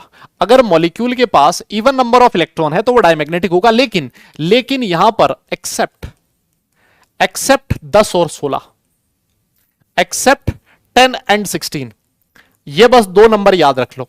अगर 10 या फिर 16 इलेक्ट्रॉन है तब वो डायमैग्नेटिक नहीं होगा। हालांकि इवन नंबर है लेकिन फिर भी वो डायमैग्नेटिक नहीं होगा, ठीक है। और अगर मैं बात करूं पैरामैग्नेटिक की, किसकी बात करूं? पैरामैग्नेटिक की। देखो सिंपल सी बात है, अगर किसी के पास ऑड नंबर ऑफ इलेक्ट्रॉन है, जैसे मान लो 13 है, 11 है, 9 है, 7 है, 15 है, 17 है, ये कभी भी टोटल इलेक्ट्रॉन पेड हो ही नहीं सकते। जैसे मान लो 17 कोई इलेक्ट्रॉन है, तो क्या 17 के 17 इलेक्ट्रॉन पेड हो सकते हैं क्या? अरे बोलो, क्या 17 के 17 इलेक्ट्रॉन्स पेड हो सकते हैं क्या? जल्दी से बताओ, क्या 17 के 17 इलेक्ट्रॉन पेड हो सकते हैं? आप बोलोगे सर नहीं हो सकते कभी भी, है ना, कभी भी पेयर नहीं हो सकते। तो जब भी पैरामैग्नेटिक स्पीसीज होंगे, इसका मतलब उसके पास ऑड नंबर ऑफ इलेक्ट्रॉन्स होंगे। ऑड नंबर ऑफ इलेक्ट्रॉन्स तो होंगे ही, और 2 और ऐड कर लो, 10 एंड 16 वाले, है ना, जिनके पास 10 और 16 इलेक्ट्रॉन होंगे, सर ये भी पैरामैग्नेटिक होंगे। इसका एग्जांपल मैंने अभी दिया, देखो O2 हमने बनाया था ना, O2 में 16 इलेक्ट्रॉन होते हैं, 16 इलेक्ट्रॉन होते हुए भी ये पैरामैग्नेटिक है। देखो ये रहा पैरामैग्नेटिक, है ना। और इससे पहले शायद एक 10 वाला भी हमने बनाया था, 10 वाला बनाया हुआ है क्या कहीं? चेक करते हैं ना, कहीं बनाया होगा 10 वाला। हाँ देखो ये रहा 10 इलेक्ट्रॉन B2 में थे, और इसमें भी चेक कर लो आप, 2 अनपेड इलेक्ट्रॉन प्रेजेंट थे, है ना, 2 अनपेड इलेक्ट्रॉन यहां पर भी प्रेजेंट थे। तो ये एक छोटी सी ट्रिक है, इससे आप सारे क्वेश्चन सॉल्व कर सकते हो। डायरेक्ट क्वेश्चन आए, ज्यादा टेंशन लेने की जरूरत ही नहीं है, सीधा इसमें डालो और आपका क्वेश्चन सॉल्व हो जाएगा। ठीक है, क्लियर। जैसे आप बोलोगे सर एग्जाम्पल दो, तो फटाफट से मैं एग्जाम्पल दे देता हूं। एग्जाम्पल देखो इधर, मान लो आपके सामने लिखा गया है, एग्जाम्पल में मैंने लिख दिया, आपको बताना है ऑर्डर ऑफ स्टेबिलिटी, है ना, आपको क्या बताना है, ऑर्डर ऑफ स्टेबिलिटी, ठीक है, bond order and bond length, ठीक है, एंड बॉन्ड लेंथ, यह आपको ऑर्डर बताना है। क्लियर। किस किस के बीच बताना है, किस किस के बीच बताना है, चेक करो। जैसे मैंने लिखा है, एक लिखा है O2, एक लिखा है O2 प्लस, एक लिखा है O2 माइनस, और एक लिखा है O2 2 माइनस, ठीक है ना। इसके बीच बताना है कि कहां पर किसका बॉन्ड ऑर्डर ज्यादा होगा। ऑब्वियसली बात है, जिसका बॉन्ड ऑर्डर ज्यादा होगा उसकी स्टेबिलिटी भी ज्यादा होगी, और बॉन्ड लेंथ भी आपको कंपेयर करनी है। तो आइए, हमारे पास ट्रिक है। देखो साहब, O2 जो है उसमें कितने इलेक्ट्रॉन है, 16 इलेक्ट्रॉन है ना। O2 प्लस जो है इसके पास कितने इलेक्ट्रॉन है, 15 इलेक्ट्रॉन है। एक इलेक्ट्रॉन हट गया ना। O2 माइनस, इसके पास कितने इलेक्ट्रॉन है सर, 17 इलेक्ट्रॉन है। और O2 2 माइनस, इसके पास कितने इलेक्ट्रॉन है सर, 18 इलेक्ट्रॉन है। आपको ट्रिक बताई थी सर, इसका बॉन्ड ऑर्डर कितना होगा, 16 वाले का बॉन्ड ऑर्डर होता है देखो 2, 15 एक कम है तो इसका बॉन्ड ऑर्डर हो जाएगा 2.5, 17 एक इलेक्ट्रॉन बढ़ गया तो 1.5, और 18 एक और इलेक्ट्रॉन बढ़ गया तो बॉन्ड ऑर्डर हो जाएगा 1। मेरी बात समझ में आई? ठीक है, तो बॉन्ड ऑर्डर का ऑर्डर आपके सामने है। अगर बॉन्ड ऑर्डर का ऑर्डर आपसे पूछे तो सीधा सीधा आप बोलोगे O2 प्लस का बॉन्ड ऑर्डर सबसे ज्यादा, फिर कौन आएगा, फिर आएगा O2, फिर कौन आएगा, फिर आएगा O2 माइनस, और सबसे लास्ट में कौन आएगा, O2 2 माइनस। ठीक है ना, ये ऑर्डर आ गया बॉन्ड ऑर्डर का। क्लियर। और अगर बॉन्ड ऑर्डर का ये ऑर्डर है तो और स्टेबिलिटी का ऑर्डर भी यही हो जाएगा। यस, बॉन्ड ऑर्डर बोल दो या फिर स्टेबिलिटी बोल दो, एक ही बात है। अरे बोलो। और अगर मान लो मैं तुमसे पूछता कि बॉन्ड लेंथ का क्या ऑर्डर होगा, बॉन्ड लेंथ का क्या ऑर्डर होगा, तो आप लोग बोलोगे सर बॉन्ड लेंथ इसकी जस्ट ऑपोजिट हो जाएगी। O2 प्लस की बॉन्ड लेंथ सबसे कम, फिर O2, फिर O2 माइनस, और फिर O2 2 माइनस। ये हो गया सर बॉन्ड लेंथ का ऑर्डर। क्लियर। अच्छा, अगर मान लो तुमसे कोई कहता कि ये पैरामैग्नेटिक है कि डायमैग्नेटिक है, ये कैसे बताओगे? आप बोलोगे सर 16 इलेक्ट्रॉन है, और अभी आपको बताया था 10 और 16 वाले जो होते हैं सर वो पैरामैग्नेटिक होते हैं। यस, 15 इलेक्ट्रॉन है, ऑड नंबर इलेक्ट्रॉन है, हमेशा पैरामैग्नेटिक होगा। 17 ऑड नंबर ऑफ इलेक्ट्रॉन है, हमेशा पैरामैग्नेटिक होगा। 18 इवन नंबर है, डायमैग्नेटिक होगा। बस खल्लास। बड़े आराम से आप इस मेथड की हेल्प से किसी भी क्वेश्चन को सॉल्व कर सकते हो, कोई प्रॉब्लम होगी नहीं आपको। ठीक है ना। अच्छा, यहां पर एक चीज मैं आपको और बता दूं, ये जो O2 2 माइनस आयन है, ये लिखा है ना O2 2 माइनस आयन, इसी को बोला जाता है बेटा परऑक्साइड आयन। इसी को क्या बोला जाता है, परऑक्साइड आयन। ठीक है। और ये जो O2 माइनस है, this is known as superoxide ion. इसको क्या बोला जाता है, सुपर ऑक्साइड आयन। तो कई बार आपको क्वेश्चन में वो कंफ्यूज करने के लिए डायरेक्ट नहीं लिखता O2 2 माइनस या फिर O2 माइनस, वो ऐसे लिख देगा कि बताओ आपका परऑक्साइड आयन का बॉन्ड ऑर्डर क्या होगा, सुपर ऑक्साइड आयन का बॉन्ड ऑर्डर क्या होगा, परऑक्साइड आयन डायमैग्नेटिक है या फिर पैरामैग्नेटिक है। इस तरह का क्वेश्चन आपसे पूछा जा सकता है। क्लियर है, क्लियर क्लियर। ठीक है, तो ये चीज है, इसको बेटा आप फटाफट से नोट करो, फिर हम लोग आगे चलेंगे, फिर उसके बाद हम लोग आगे चलेंगे।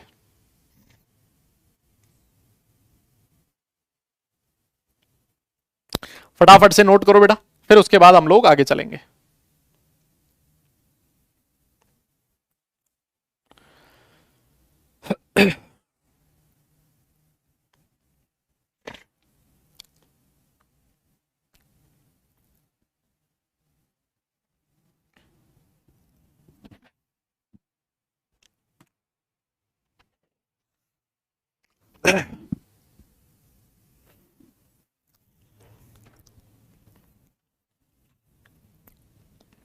वाह, ठीक है, बहुत बढ़िया। अब इसके बाद आगे चलते हैं, आगे चलते हैं। और ये जितनी भी हमने कहानी लिखी है, ये जितनी भी हमने कहानी लिखी है, ये सारे के सारे होमोन्यूक्लियर डायटोमिक मॉलिक्यूल थे, है ना। कौन से थे? हमारे सिलेबस में सिर्फ डायटोमिक मॉलिक्यूल के बारे में ही पढ़ना है। CH4 NH3 ये पॉलीएटॉमिक मॉलिक्यूल्स हैं, इनके लिए मॉलिक्यूलर ऑर्बिटल थ्योरी हमें नहीं पढ़नी है। हमें सिर्फ और सिर्फ डायटोमिक मॉलिक्यूल के बारे में आपको पढ़ना होता है, ठीक है। और ये जितने भी एग्जाम्पल आपके सामने लिखे गए अभी तक, ये सारे के सारे डायटोमिक मॉलिक्यूल्स थे, सारे के सारे डायटोमिक मॉलिक्यूल थे। अगर मान लो आपका, और वो भी होमोन्यूक्लियर, होमोन्यूक्लियर मतलब सारे के सारे एटम एक जैसे, है ना, दोनों एटम ऑक्सीजन, दोनों एटम हाइड्रोजन, दोनों एटम लिथियम। लेकिन अगर मान लो हेट्रोन्यूक्लियर डायटोमिक मॉलिक्यूल हो, है ना, हेट्रोन्यूक्लियर डायटोमिक मॉलिक्यूल हो अगर, तब क्या करेंगे सर? कोई टेंशन लेने की जरूरत ही नहीं है।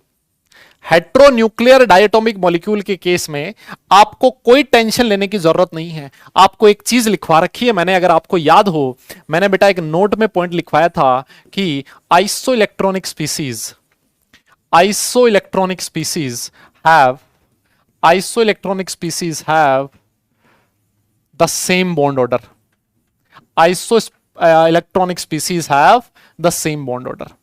जैसे आप होमोन्यूक्लियर में करते थे, बिल्कुल वैसे ही करना है। आप बोलोगे सर एग्जांपल दो, जैसे आपके सामने एग्जांपल लिखा है मैंने CO, बेटा डायटोमिक मॉलिक्यूल है लेकिन ये हेट्रोन्यूक्लियर है, दोनों एटम अलग अलग है। इसके पास कितने इलेक्ट्रॉन है सर? नंबर ऑफ इलेक्ट्रॉन है 14, तो इसका बॉन्ड ऑर्डर वही होगा जो N2 का होता था। N2 डायटोमिक मॉलिक्यूल है, अभी हम लोगों ने बताया था N2 डायटोमिक मॉलिक्यूल है जिसका बॉन्ड ऑर्डर 3 होता था। मतलब वो जो आपने ट्रिक बनाई है ना, वो होमोन्यूक्लियर और हेट्रोन्यूक्लियर दोनों पर एप्लीकेबल होगी। दिल खोल के आप लगा सकते हो उस ट्रिक को, कोई टेंशन नहीं है। मेरी बात समझ में आ रही है? जैसे मान लो ऐसे लिखा है, NO लिखा है, NO सर इसके पास कितने इलेक्ट्रॉन है? नंबर ऑफ इलेक्ट्रॉन सर देखो, नाइट्रोजन के पास 7 होते हैं, ऑक्सीजन के पास 8, कितने हो गए? 7 और 8 15।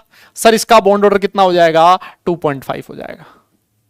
सिंपल है ना। जैसे मान लो ऐसे लिखा है NO+, सर NO+ के पास कितने इलेक्ट्रॉन है? सर NO+ के पास 1 इलेक्ट्रॉन उड़ गया सर 14 में से, 15 में से 1 इलेक्ट्रॉन उड़ गया 14, और 14 का बॉन्ड ऑर्डर कितना होता है? 3 होता है। यस सर मान लो ऐसे लिखा है NO-, यस सर इसके पास नंबर ऑफ इलेक्ट्रॉन कितने हैं? सर ये है 16, और अगर 16 है तो सर इसका बॉन्ड ऑर्डर कितना आएगा? 2 आ जाएगा। ठीक है, लेकिन यहां पर एक छोटा सा एक्सेप्शन आता है, CO+। CO+ के पास नंबर ऑफ इलेक्ट्रॉन है कितने? 13, है ना। अगर 13 है तो इसका बॉन्ड ऑर्डर 2.5 होना चाहिए था, लेकिन इसका बॉन्ड ऑर्डर होता है 3.5। क्यों होता है, क्या होता है, इसके बारे में हमें डिस्कस नहीं करना है, हालांकि नहीं पूछा जाता है, लेकिन फिर भी कुछ लोग बता देते हैं इसके बारे में, तो मैंने भी आपको बता दिया बॉन्ड ऑर्डर इसका 3.5 आएगा। कैसे हुआ, क्या हुआ, क्यों नहीं हुआ, आपको उसके बारे में टेंशन लेने की जरूरत नहीं है। ठीक है, बॉन्ड ऑर्डर याद रखना है कितना? 3.5। तो अगर हेट्रोन्यूक्लियर डायटोमिक मॉलिक्यूल है, तब भी हमने जो ट्रिक्स बताई हैं वो आप ट्रिक बड़े आराम से लगा सकते हो, कभी आपका क्वेश्चन गलत नहीं होगा। ठीक है ना, तो फटाफट से इसको भी नोट कर लो, फिर उसके बाद आगे चलते हैं। एक क्वेश्चन करवाता हूं मैं आपको, फिर उसके बाद एक क्वेश्चन करवाता हूं बेटा, फटाफट से नोट कर लो इसको। उसके बाद एक क्वेश्चन करते हैं बेटा।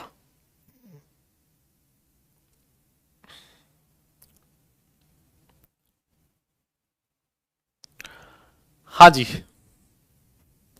नोट करो, देखिए नोट करो फटाफट।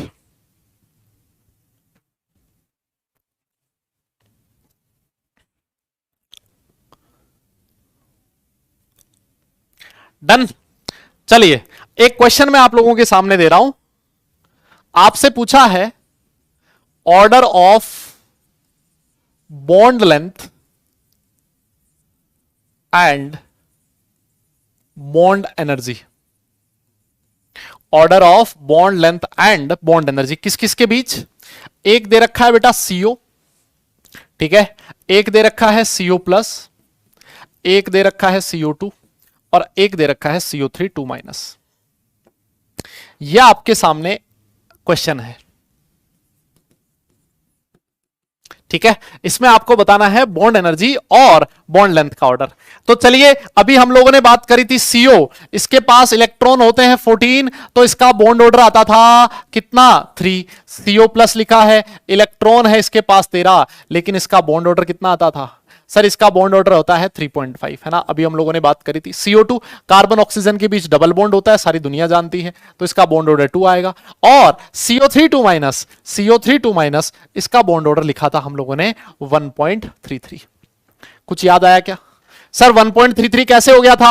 अरे भैया याद करो, रेजोनेंस को हम लोगों ने पढ़ा था, CO3 2- में रेजोनेंस होता है।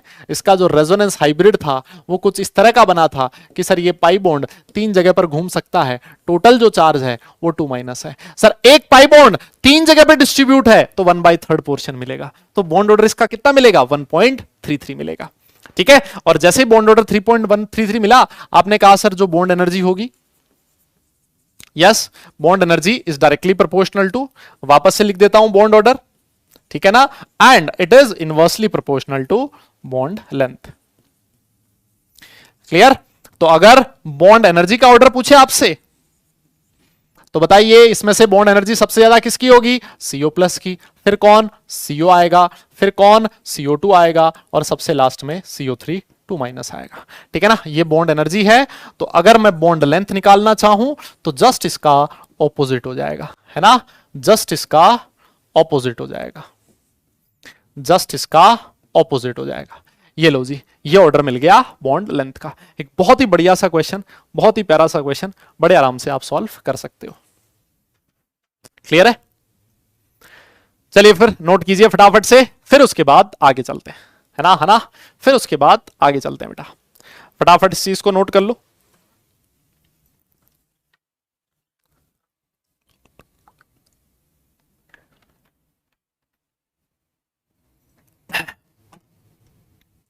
हाँ जी, फटाफट से नोट कीजिए, फिर उसके बाद हम लोग आगे चलेंगे।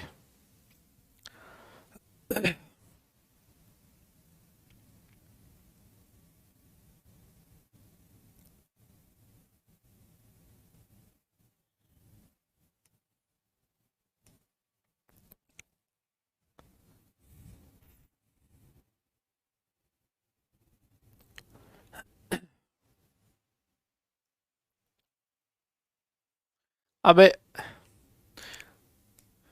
ये डाउट देखते हैं एक बार क्या कह रहा है।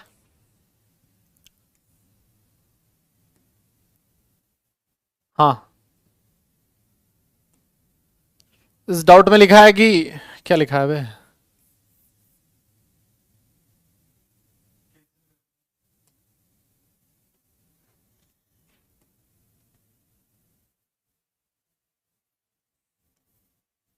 यू राइट कि bond order is directly proportional to bond energy. बिल्कुल सही बात है, बॉन्ड ऑर्डर जितना ज्यादा होगा बॉन्ड एनर्जी भी उतनी ज्यादा होगी। And also you also write that bond order is directly proportional to stability. बिल्कुल सही है, जहां पर बॉन्ड ऑर्डर ज्यादा उसकी स्टेबिलिटी ज्यादा।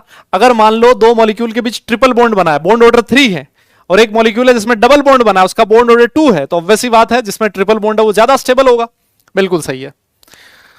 विच इज नॉट पॉसिबल, अच्छा, which is not possible because bond energy is inversely proportional to stability. वाह वाह,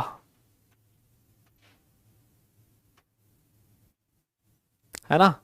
सारा जो आज तक तुमने पढ़ा है ना, सब कुछ उसको मतलब यूं मानो कि बेच खाया हो। जैसे तुम ये कह रहे हो कि जिस मॉलिक्यूल की स्टेबिलिटी ज्यादा होगी उसकी बॉन्ड एनर्जी कम होगी। कुछ कुछ कुछ भेजा यूज करो, अपना दिमाग दिमाग लगाओ। अरे जो बॉन्ड एनर्जी ज्यादा है इसका मतलब समझते हो वो स्टेबल ज्यादा है, तभी तो बॉन्ड एनर्जी ज्यादा है। बॉन्ड एनर्जी होती क्या है? किसी भी बॉन्ड को तोड़ने के लिए जितनी एनर्जी चाहिए उसको बॉन्ड एनर्जी कहते हैं। तो जहां पर बॉन्ड एनर्जी ज्यादा होगी वही तो ज्यादा स्टेबल है।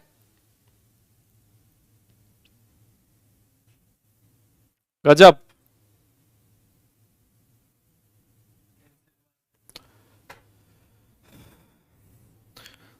Stability is inversely proportional to energy. हाँ सही तो है, एनर्जी के इनवर्सली प्रोपोर्शनल होता है स्टेबिलिटी, लेकिन बॉन्ड ऑर्डर के तो डायरेक्टली प्रोपोर्शनल होगा ना। ये पता नहीं तुम्हारा डाउट क्यों आया। स्पिन मैग्नेटिक मोमेंट क्या होता है बेटा, स्ट्रक्चर ऑफ एटम में एक चैप्टर पढ़ा हुआ है ना, उसमें जाके देख लो क्या होता है, समझ में आ जाएगा। Stability is inversely proportional to energy, तो stability must also inversely proportional to bond order.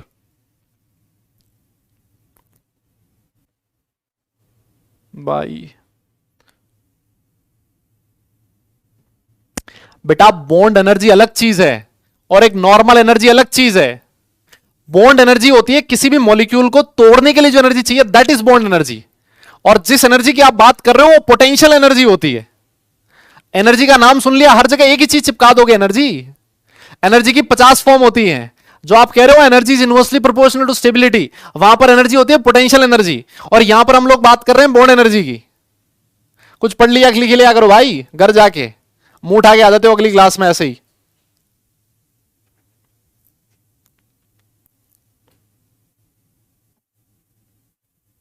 बताओ, ये एक डाउट है जो इतने लोगों का डाउट है, मतलब हद है, शर्म आनी चाहिए।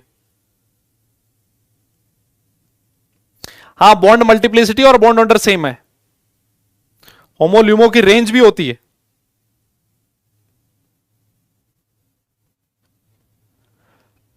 बॉन्ड ऑर्डर का मतलब बॉन्ड मल्टीप्लिसिटी है, तो बॉन्ड ऑर्डर 0.5 कैसे हो सकता है? यहां बॉन्ड ऑर्डर 1.33 कैसे हो गया भाई? हाँ, यहां पर भी तो बॉन्ड ऑर्डर 1.33 है ना, ये कैसे हो गया फिर?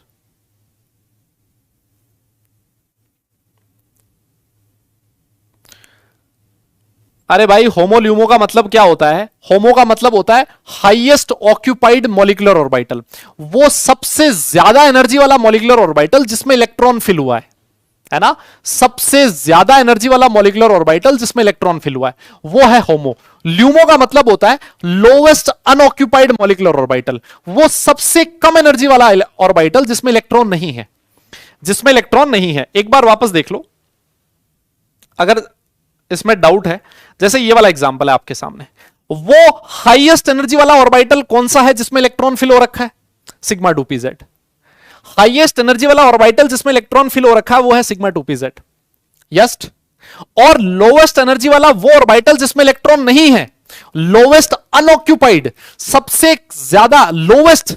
इनमें देखो, ये तो सारे के सारे ऑक्यूपाइड है, ये वाले अनऑक्यूपाइड है। इसमें लोअर एनर्जी वाला कौन सा है? ये वाला जिसमें इलेक्ट्रॉन नहीं है, लोवेस्ट अनऑक्यूपाइड। थोड़ी बहुत हिंदी आती है, थोड़ी बहुत अंग्रेजी आती है ना? तो उससे हो जाएगा लोवेस्ट अनऑक्यूपाइड। ये है वो लोवेस्ट अनऑक्यूपाइड ऑर्बिटल जिसमें इलेक्ट्रॉन प्रेजेंट नहीं है। ऐसे चेक किया जाता है होमो और ल्यूमो। आओ फिर कुछ क्वेश्चंस है आप लोगों के लिए, है ना? इसको घर पे करना। ऐसे क्वेश्चंस हैं, नोट्स अगर ढंग से पढ़ोगे, नोट्स अगर ढंग से पढ़ोगे तो हो जाएंगे, खटाखट हो जाएंगे। और जो लोग नहीं पढ़ के आते उनसे तो सारे क्वेश्चन ही हो जाते हैं खटाखट, है ना? अगली क्लास में डिस्कस करूंगा। जो बच्चा ढंग से करके आएगा, नोट्स पढ़ के जो करके आएगा उसका तो फायदा होगा, जो नहीं पढ़ के आएगा बहुत अच्छी बात है। हाँ, ये भी आप लोगों का होमवर्क है। ऐसे काफी सारे क्वेश्चंस हैं। जेई मेन 2021 का है, इसको सॉल्व कर लेना। फिर उसके बाद जेई मेन 2022 का है, इसको सॉल्व कर लेना। फिर उसके बाद ये आईआईटी एडवांस का है 2016, है ना? ये कर लेना। फिर उसके बाद ये भी आईआईटी एडवांस का है 2017, है ना? तुम में से बहुत सारे लोग तो ऐसे हैं जिनकी शक्ल देख के तो ये क्वेश्चन एडवांस वाले नहीं देने चाहिए, लेकिन फिर भी चलो दे दिए मैंने। जो कम से कम पढ़ने लिखने वाले लोग हैं उनका तो नुकसान नहीं होना चाहिए, है ना? तो इसके साथ मॉलिक्यूलर ऑर्बिटल थ्योरी वाला जो टॉपिक है वो हो गया खत्म। और अगर कोई हल्के में ले रहा है इस टॉपिक को, मॉलिक्यूलर ऑर्बिटल थ्योरी को, तो प्रीवियस इसके क्वेश्चन एक बार उठा के देख ले, है ना? उससे समझ में आ जाएगा कि अगर इस टॉपिक को हल्के में लिया तो कितना बड़ा खामियाजा तुम्हें भुगतना पड़ सकता है ना? वो तुम्हें अपने आप ही समझ में आ जाएगा। क्लियर है? तो इसके बाद हम लोग अगला टॉपिक पढ़ने वाले हैं, जिसका नाम है हाइड्रोजन बॉन्ड।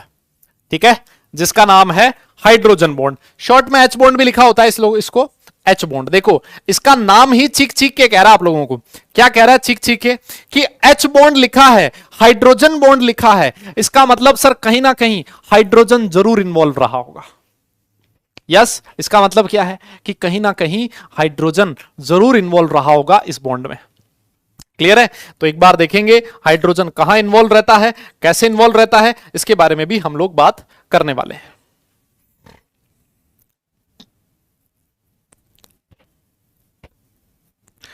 अरे भैया मैंने ट्रिक जो दी है वो 0 तक की दी है, 0 से नीचे वालों की नहीं दी है, उसके नीचे वालों की खुद से सॉल्व करना है, अपना दिमाग मत लगाओ ज्यादा, है ना?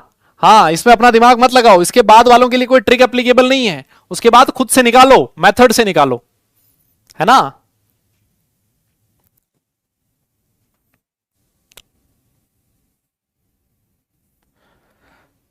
स्ट्रक्चर में कुछ नहीं समझ आया, बहुत अच्छी बात है बेटा, पीएचडी लिखा है ना, इसको हटा दे यहां से, है ना? ये हटा दे यहां से, क्यों बदनाम कर रहा है इसको, पीएचडी को? हाँ हाँ, ये सही लिखा है मैंने, सीओ प्लस में बॉन्ड ऑर्डर 3.5 ही होता है ना। Now number of electron in CO2 is 22, then how come to know? वाह, CO2, वाह वाह वाह। अबे चुल्लू होता है ना, चुल्लू, है ना? क्या ही बोलूं मैं, CO2 ये होता है, ऐसा होता है ना CO2। CO2 की स्ट्रक्चर पहली बार देख रहे हो शायद। CO2 में कार्बन ऑक्सीजन के बीच कितने बॉन्ड बने हुए? 2 बॉन्ड बने हुए, है ना? तो डबल बॉन्ड है ना, इस बॉन्ड का बॉन्ड ऑर्डर कितना होगा? 2 होगा। इस बॉन्ड का भी बॉन्ड ऑर्डर कितना होगा? 2 होगा। क्लियर है? इसमें आपको MOT नहीं लगाना है, CO2 और CO3 2- में MOT नहीं लगाना था, क्योंकि MOT सिर्फ और सिर्फ हमें 20 इलेक्ट्रॉन तक पढ़ना है, इसमें नंबर ऑफ इलेक्ट्रॉन 20 से ज्यादा है, तो ये नॉर्मल जो हम लोग अभी तक पढ़ते आए हैं CO2 की स्ट्रक्चर, उसके अकॉर्डिंग होगा। ठीक है सर, थोड़ा कम समझ में आ रहा है। अच्छा, एसपी मिक्सिंग में डाउट है तो पढ़ाई करो ना भाई, एसपी मिक्सिंग में डाउट है तो। हाँ, मैंने topics always go bouncer in revise the previous class. Okay ठीक है।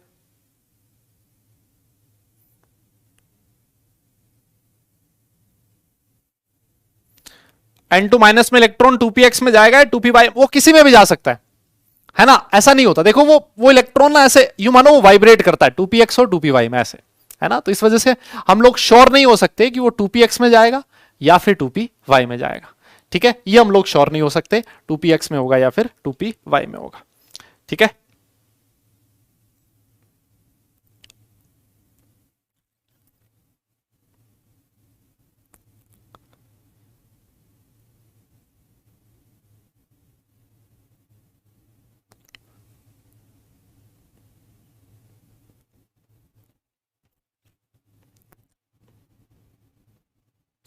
O2 प्लस में बॉन्ड sp मिक्सिंग होगी या फिर नहीं होगी?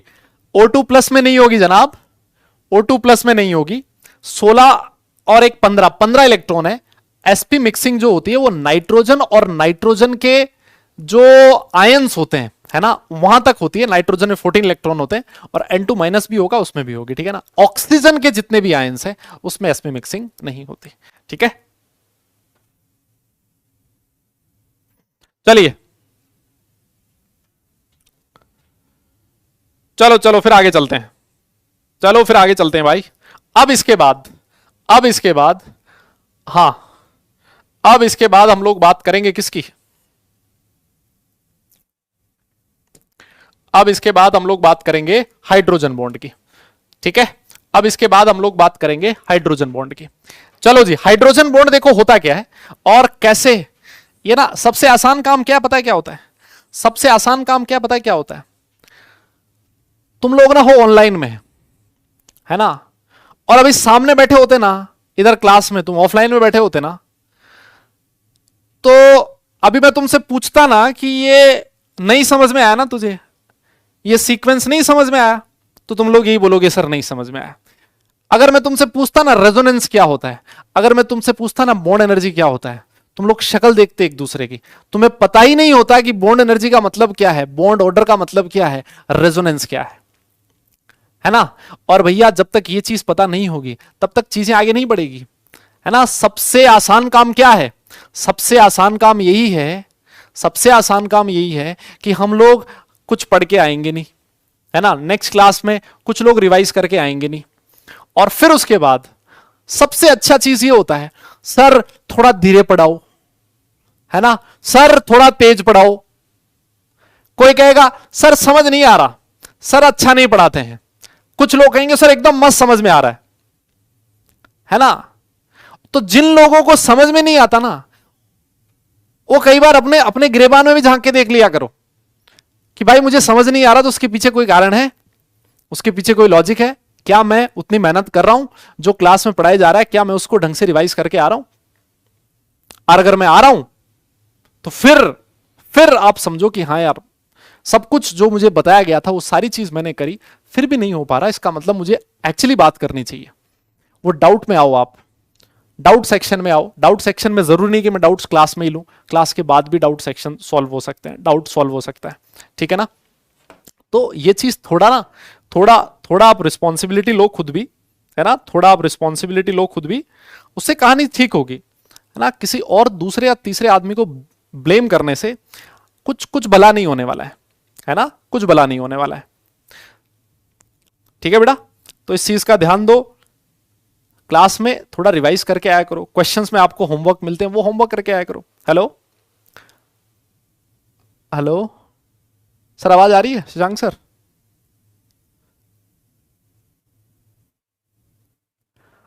हाँ आवाज आ रही है सर। ये देखो कुछ बच्चे हैं जो वो कर रहे हैं, स्पैम कर रहे हैं, देख रहे हो आप लोग, चैट देख रहे हो आप? हाँ, इनको परमानेंट ब्लॉक करो, ठीक है। ऐसे नहीं कि एक दिन के लिए, 2 दिन के लिए, 4 दिन के लिए, इनको परमानेंट काम खत्म करो, और ये वापस अनब्लॉक नहीं होने चाहिए, ठीक है, जो भी लोग हैं। ओके, हाँ जी। तो अब बेटा हम लोग आगे चलते हैं, अब इसके बाद हम लोग आगे चलते हैं और बात करते हैं हाइड्रोजन बॉन्ड की, ठीक है ना। शॉर्ट में इसको एच बॉन्ड भी लिखा होता है। क्या लिखा होता है? शॉर्ट में इसको एच बॉन्ड भी लिखा होता है। इसके चक्कर में क्या होता है ना यार, जो पढ़ने लिखने वाले बच्चे होते हैं ना, उनका नुकसान होता है फालतू में, है ना। वो क्लास में उनको डिस्टर्बेंस फील होता है ना, और वो गलत होता है। आप पूरी क्लास का आप लोग माहौल खराब कर देते हो, है ना। आओ देख, आओ पढ़ते हैं इसको, आओ देखें पढ़ते हैं इनको, आइए।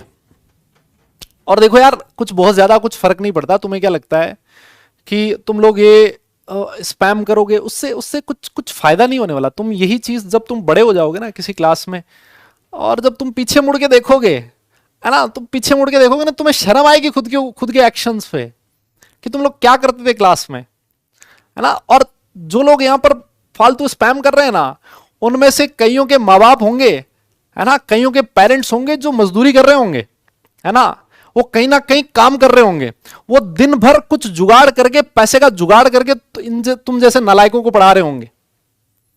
अबे खुद पे तो नहीं आता तरस, कम से कम अपने माँ बाप पे तो तरस कर लो कि वो तुम्हारे लिए जो पैसा खर्च कर रहे हैं, कम से कम उसकी तो वैल्यू कर लो, है ना। और उनकी शक्ल देख लिया करो कभी कभी कि वो पैसा कहां से आ रहा है। भले ही उसमें 2,000 लग रहा है, 4,000 लग रहा है, भले 5,000 लग रहा है। कई कई पेरेंट्स ऐसे भी हैं जिनके लिए 5,000 का जुगाड़ करना भी मुश्किल काम होता है ना। आओ, तो बेटा हाइड्रोजन बॉन्ड क्या होता है, ये हम लोग पढ़ने की कोशिश करते हैं। देखो एक छोटा सा मैं एग्जांपल देता हूं, है ना, एक छोटा सा एग्जांपल देता हूं। मैंने आपके सामने एक मॉलिक्यूल लिखा है HF, ठीक है। मैंने आपके सामने एक मॉलिक्यूल लिखा है HF। अब ये जो HF का मॉलिक्यूल है, इसमें एक चीज नोटिस करो आप लोग, हाइड्रोजन है और फ्लोरीन है। अगर मैं इलेक्ट्रॉन नेगेटिविटी की बात करूं तो सारी दुनिया जानती है कि फ्लोरीन का इलेक्ट्रॉन नेगेटिविटी हाइड्रोजन से ज्यादा होता है ना। फ्लोरीन का इलेक्ट्रॉन नेगेटिविटी हाइड्रोजन से ज्यादा होता है, ठीक है। और इसमें क्या होगा, जो आपका फ्लोरीन है वो in bond pair of electron को अपनी तरफ खींचेगा, तो फ्लोरीन पे पार्शियल नेगेटिव चार्ज आएगा और हाइड्रोजन पे पार्शियल पॉजिटिव चार्ज आएगा। सारी दुनिया जानती है, ठीक है ना। इलेक्ट्रॉन नेगेटिविटी में डिफरेंस की वजह से आपका जो मॉलिक्यूल है उसमें पार्शियल पॉजिटिव और पार्शियल नेगेटिव क्रिएट हो जाएगा। और ये देखो, मैंने आपको एक चीज समझाई थी, इसको बोला जाता है डाइपोल। इसको क्या बोला जाता है? डाइपोल। यस, इसको क्या बोला जाता है? डाइपोल। अरे जैसे बोलते हो ना बैटरी, जो आपकी बैटरी होती है, फिजिक्स में पढ़ते हो ना बैटरी, बैटरी में दो ऑपोजिट पोल होते हैं ना, प्लस और माइनस, है ना, वैसा सही है। पार्शियल पॉजिटिव और पार्शियल नेगेटिव, ये किस वजह से क्रिएट हुआ, ये किस वजह से क्रिएट हुआ, बिकॉज ऑफ इलेक्ट्रोनेगेटिविटी डिफरेंस। ठीक है, बहुत बढ़िया। अब अगर मान लो इसके पड़ोस में, इसके पड़ोस में मैं एक और एटम, एक और HF रख देता हूं, है ना, मैं इसके पड़ोस में एक और HF रख देता हूं इस तरह से। तो इसमें भी देखो हाइड्रोजन और फ्लोरीन है। ये जो फ्लोरीन आपके सामने लिखा है, ऑब्वियस है इसके पास क्या प्रेजेंट होंगे, लोन पेयर प्रेजेंट होंगे बेटा। और यहां पर जो हाइड्रोजन है इसके ऊपर पार्शियल पॉजिटिव चार्ज है और फ्लोरीन पे पार्शियल नेगेटिव चार्ज है। क्या मैं ऐसे कह सकता हूं कि ये भी एक डाइपोल है? बिल्कुल है डाइपोल, यस, ये भी एक डाइपोल है। अब देखो, अब ये सारी दुनिया एक कहेगी कि भैया इस डाइपोल का जो पार्शियल पॉजिटिव एंड है वो इस डाइपोल के पार्शियल नेगेटिव एंड को अपनी तरफ अट्रैक्ट करेगा, होगा, प्लस और माइनस के बीच अट्रैक्शन होता है, सारी दुनिया जानती है, यस। और ये जो फोर्स ऑफ अट्रैक्शन है, ये जो फोर्स ऑफ अट्रैक्शन है, देखो इस फोर्स ऑफ अट्रैक्शन में किसका इन्वॉल्वमेंट है सर? इन्वॉल्वमेंट है किसका? हाइड्रोजन का, यस। इस फोर्स ऑफ अट्रैक्शन में किसका इन्वॉल्वमेंट है? हाइड्रोजन का इन्वॉल्वमेंट है सर। इसी वजह से ये जो फोर्स ऑफ अट्रैक्शन है इसको बोला जाएगा हाइड्रोजन बॉन्ड।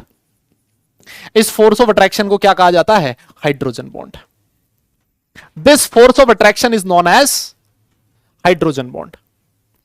हाइड्रोजन बॉन्ड नाम कहां से आया? कि एक हाइड्रोजन इन्वॉल्व था इसमें, that's why this is known as hydrogen bond. ठीक है, अब आप लोग ये समझते हो, ये तो भैया सारी दुनिया जानती है कि इस पे पार्शियल पॉजिटिव तभी आएगा जब ये जो हाइड्रोजन है ये एक हाईली इलेक्ट्रोनेगेटिव एलिमेंट से बॉन्डेड होगा। सोचो, अगर इस वाले एलिमेंट की इलेक्ट्रॉन नेगेटिविटी कम होती, अगर इस पे कम होता पार्शियल इसकी इलेक्ट्रॉन नेगेटिविटी कम होती तो ये इससे इलेक्ट्रॉन कम खींचता, इलेक्ट्रॉन कम खींचता तो इस पे पार्शियल पॉजिटिव चार्ज कम आता, यस। इस पे पार्शियल पॉजिटिव चार्ज कम आता तो ये जो अट्रैक्शन है भाई, अगर चार्ज ही कम हो जाएगा, पॉजिटिव और नेगेटिव चार्ज ही कम हो जाएगा तो जो अट्रैक्शन है वो अपने आप ही कम हो जाएगा, यस, ऐसा मैं कह सकता हूं। तो इसी वजह से देखो हाइड्रोजन बॉन्डिंग में जो रिक्वायरमेंट होती है, अगर मैं रिक्वायरमेंट की बात करूं, यस, अगर मैं रिक्वायरमेंट की बात करूं हाइड्रोजन बॉन्डिंग की, तो वो पहली रिक्वायरमेंट ये है कि ये जो हाइड्रोजन है, ये हाइड्रोजन आपका बॉन्डेड होना चाहिए किससे? एक हाईली इलेक्ट्रोनेगेटिव एलिमेंट से। जो हाइड्रोजन बॉन्डिंग में पार्टिसिपेट कर रहा है वो इन्वॉल्व होना चाहिए किसमें? वो हाइड्रोजन जो हाइड्रोजन बॉन्डिंग में इन्वॉल्व हो रहा है वो एक हाईली इलेक्ट्रोनेगेटिव एलिमेंट से बॉन्डेड होना चाहिए। और जो हाईली इलेक्ट्रोनेगेटिव एलिमेंट है वो आप लोग जानते ही हो कौन से होते हैं? हाईली इलेक्ट्रोनेगेटिव एलिमेंट्स वो कौन से होते हैं? फोन होते हैं, phone, FON, fluorine, oxygen and nitrogen, yes. अगर इलेक्ट्रॉन नेगेटिविटी कम होगी तो पॉजिटिव और नेगेटिव क्रिएट नहीं होगा, पॉजिटिव नेगेटिव क्रिएट नहीं होगा तो फिर फोर्स ऑफ अट्रैक्शन भी नहीं होगा। क्लियर? और एक चीज देखो, ये जो HF का मॉलिक्यूल जिसके पास है, फ्लोरीन के पास रखा है ना, अब ये जो फ्लोरीन है इसके पास क्या प्रेजेंट है बेटा? लोन पेयर प्रेजेंट है। मैं कह सकता हूं इसके पास इलेक्ट्रॉन की डेंसिटी बहुत हाई है, यस, इसके पास इलेक्ट्रॉन की डेंसिटी बहुत हाई है ना, और इलेक्ट्रॉन की डेंसिटी हाई है इसी वजह से लिखा है पार्शियल नेगेटिव। तो ये जो पार्शियल नेगेटिव होगा और ये जो पार्शियल पॉजिटिव होगा इसके बीच होगा फोर्स ऑफ अट्रैक्शन। तो दूसरी जो रिक्वायरमेंट होती है वो ये होती है कि हाइड्रोजन के पास वाला ये जो एलिमेंट है इसके पास क्या होना चाहिए? लोन पेयर प्रेजेंट होना जरूरी है। एक्चुअली ये करता क्या है, इसके जो लोन पेयर है इसको अपनी तरफ अट्रैक्ट करता है। ये जो लोन पेयर है, लोन पेयर मतलब इलेक्ट्रॉन डेंसिटी, भाई लोन पेयर मतलब इलेक्ट्रॉन ही तो है, पार्शियल नेगेटिव चार्ज ही तो है वो। तो ये H+ क्या करेगा? इस नेगेटिव चार्ज को अपनी तरफ अट्रैक्ट करेगा, and this force of attraction is known as hydrogen bond. Clear? Hydrogen bond को ऐसे डैश डैश डैश के साइन से दिखाया जाता है ना, हाइड्रोजन बॉन्ड को ऐसे, ये जो साइन होता है ना इससे दिखाया जाता है, और ये जो आपका पूरा पूरा डैश, ये जो कोवेलेंट बॉन्ड है ना वो इस तरह से दिखाया जाता है ना। ये आपका हाइड्रोजन बॉन्ड होगा, कोवेलेंट बॉन्ड को हम लोग ऐसे दिखाते हैं, this is your covalent bond. ठीक है, कोवेलेंट बॉन्ड को हम लोग इस तरह से दिखाते हैं, हाइड्रोजन बॉन्ड को हम लोग डैश डैश डैश से दिखाते हैं। तो पहली रिक्वायरमेंट क्या होगी? कि हाइड्रोजन एक हाईली इलेक्ट्रोनेगेटिव एलिमेंट से बॉन्डेड होना चाहिए, और दूसरी चीज ये जो दूसरा वाला एलिमेंट है इसके पास क्या प्रेजेंट होना चाहिए? लोन पेयर प्रेजेंट होना चाहिए। हाईली इलेक्ट्रॉन की डेंसिटी बहुत हाई होनी चाहिए इसके पास, एटलीस्ट 1 लोन पेयर होना चाहिए। ठीक है ना, इसी को बोला जाएगा हाइड्रोजन बॉन्ड। मेरे हिसाब से बहुत आसान चीज है। ठीक है ना, ठीक है, ठीक है। और कई जगह पर ऐसा भी लिखा होता है, कई जगह पर ऐसा भी लिखा होता है कि ये जो हाइड्रोजन बॉन्ड है ये एक dipole dipole force of attraction है। देखो ना यार, दिख ही रहा है, ये एक डाइपोल है, ये एक डाइपोल है, दोनों के बीच फोर्स ऑफ अट्रैक्शन, जो आपका hydrogen bond, dipole dipole force of attraction भी आप इसको कह सकते हो। क्लियर? आइए फिर इसके बारे में हम लोग बात कर लेते हैं। ये लो जी, ये रहा आपके सामने इसका डेफिनेशन, बहुत आसान है, हाइड्रोजन बॉन्ड बहुत इजी है। ये रहा आपके सामने डेफिनेशन, क्या लिखता है? Hydrogen bond is a force of attraction. ये क्या है बेटा? एक फोर्स ऑफ अट्रैक्शन है between a hydrogen atom, between a hydrogen atom which is, hydrogen atom is covalently bonded to a more electronegative atom. देखो जो आपका हाइड्रोजन एटम है बेटा, वो किससे बॉन्डेड है? एक मोर इलेक्ट्रोनेगेटिव एलिमेंट से बॉन्डेड है, कोवेलेंट बॉन्ड के थ्रू, है ना। तो एक को हाइड्रोजन किससे बॉन्डेड होना चाहिए? bonded to a more covalently more electronegative atom and another electronegative atom bearing a lone pair of electrons। और जो दूसरा एलिमेंट है, दूसरा एलिमेंट है वो भी एक इलेक्ट्रोनेगेटिव एलिमेंट होना चाहिए, जिसके पास क्या प्रेजेंट होना चाहिए? At least one lone pair present होना जरूरी है। जिसके पास क्या प्रेजेंट होना चाहिए? एक लोन पेयर प्रेजेंट होना जरूरी है, ठीक है, जिसके पास एक लोन पेयर प्रेजेंट होना जरूरी है। यही चीज लिखी है, it is a type of dipole dipole interaction, है ना। ये भी चीज मैं आपको बता चुका हूं, डाइपोल डाइपोल इंटरेक्शन। और तीसरा चीज लिखा है, it is weaker then covalent and ionic bond. ये जो होता है ये आयोनिक और कोवेलेंट बॉन्ड के कंपैरिजन में वीक होता है ना। देखो यहां पर जो अट्रैक्शन है ये एक वीक फोर्स ऑफ अट्रैक्शन है। इस अट्रैक्शन में जो एनर्जी रिलीज होती है वो थोड़ी सी एनर्जी रिलीज होती है ना। हम लोगों ने ऐसे पढ़ा है ना, जब भी अट्रैक्शन होगा तो हमेशा एनर्जी रिलीज होगी, ठीक है ना। तो यहां पर अट्रैक्शन हो इतना नहीं है कि वो आयोनिक बॉन्ड के बराबर हो जाए या फिर कोवेलेंट बॉन्ड के बराबर हो जाए। इसमें जो एनर्जी रिलीज होती है वो काफी कम होती है। क्लियर है? तो इसको नोट करो आप लोग, फिर उसके बाद आगे चलते हैं, फिर उसके बाद आगे चलते हैं, फिर उसके बाद आगे चलते हैं, ठीक है। हाँ जी, हाँ जी, नोट करो बेटा, नोट करो, देखें, नोट करो, नोट करो। अरे अभी वैंडरवॉल के बारे में बात नहीं करी है मैंने, है ना। अभी वैंडरवॉल के बारे में कोई बात नहीं करी है, तो वैंडरवॉल के बारे में हम लोग बात नहीं करेंगे, सीधी सी बात है। हाँ, वैंडरवॉल के बारे में मैंने कुछ भी नहीं बोला अभी।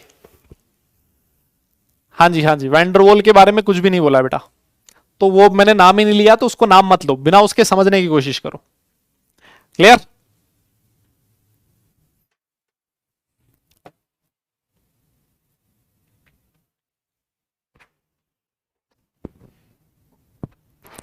ठीक है, हो गया, हो गया, हो गया, डन डन डन, है ना। तो अब देखो एक छोटी सी चीज मैं आपको और बता देता हूं, एक छोटी सी चीज मैं आपको और बता देता हूं, एक छोटी सी चीज मैं आपको और बता देता हूं कि जो इलेक्ट्रॉन नेगेटिविटी होती है ना, जो इलेक्ट्रॉन नेगेटिविटी होती है, ये काम आएगी इसमें। It is directly proportional to percentage s character.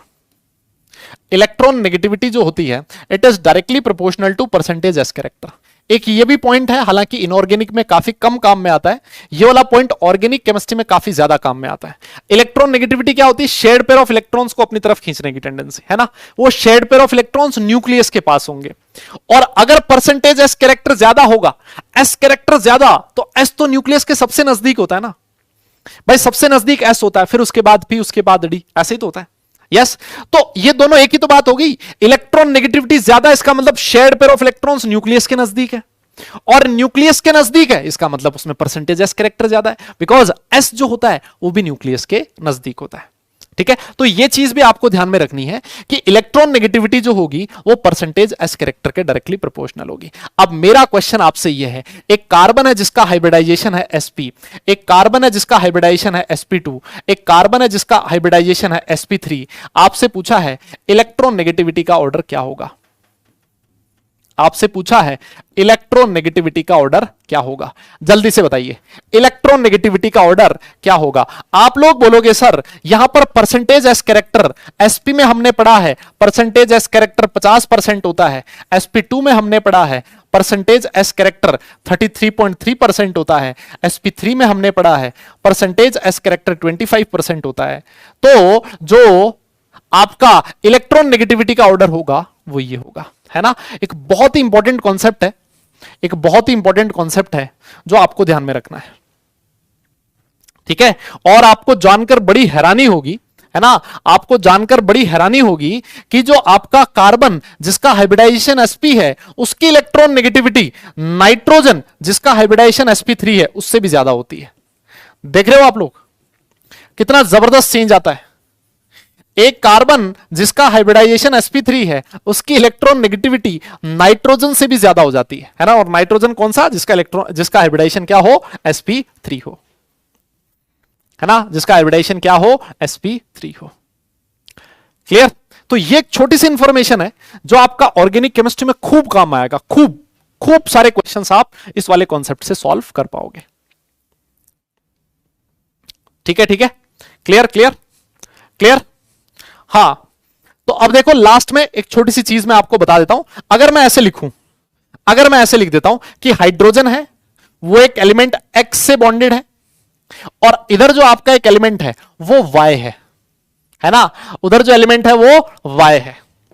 तो अब देखो ये जो Y है इसके पास क्या होना चाहिए, सबसे पहले तो हमने कहा भैया एटलीस्ट 1 लोन पेयर होना चाहिए, है ना, हमने ऐसा कहा, पहली चीज तो ये। अच्छा, और ये जो Y है ये बेटा किसी के साथ भी बॉन्डेड हो सकता है ना, मतलब ये जरूरी नहीं कि हाइड्रोजन के साथ ही बॉन्डेड हो, किसी और के साथ भी बॉन्डेड हो सकता है। Clear clear clear. लेकिन यहां यह है कि इसकी भाई ये भी हाईली इलेक्ट्रोनेगेटिव होना चाहिए, इसकी इलेक्ट्रॉन नेगेटिविटी भी ज्यादा होनी चाहिए। और ये जो X है जिससे हाइड्रोजन बॉन्डेड है इसकी इलेक्ट्रॉन नेगेटिविटी भी हाई होनी चाहिए। अब बात कर लेते हैं कि कौन कौन से एलिमेंट है जो यहां आ सकते हैं। देखो हाइड्रोजन अगर आपका फ्लोरीन से बॉन्डेड है, ऑक्सीजन से बॉन्डेड है, नाइट्रोजन से बॉन्डेड है, ये आ सकता है। क्लोरीन नहीं आ सकता, इस बात को याद रखें, है ना। मोस्ट ऑफ द केसेस में क्लोरीन नहीं आ सकता। क्लोरीन से अटैच हाइड्रोजन बॉन्डिंग में पार्टिसिपेट नहीं करता जनरल केसेस में, ठीक है। हां, इस X की जगह sp हाइब्रिडाइज कार्बन आ सकता है। कौन आ सकता है, sp हाइब्रिडाइज कार्बन आ सकता है, ठीक है, ठीक है। ये क्यों, बिकॉज sp हाइब्रिडाइज कार्बन जो होता है वो भी नाइट्रोजन से ज्यादा इलेक्ट्रोनेगेटिव होता है। तो अगर मान लो नाइट्रोजन आ गया तो फिर sp हाइब्रिडाइज कार्बन भी आ सकता है। हालांकि इसका हमारे इनऑर्गेनिक केमिस्ट्री में ज्यादा कोई रोल नहीं है, ठीक है। अच्छा, और यहां पर देखो कुछ और भी आ सकता है, जैसे CF3 भी आ सकता है X की जगह CCl3 भी आ सकता है।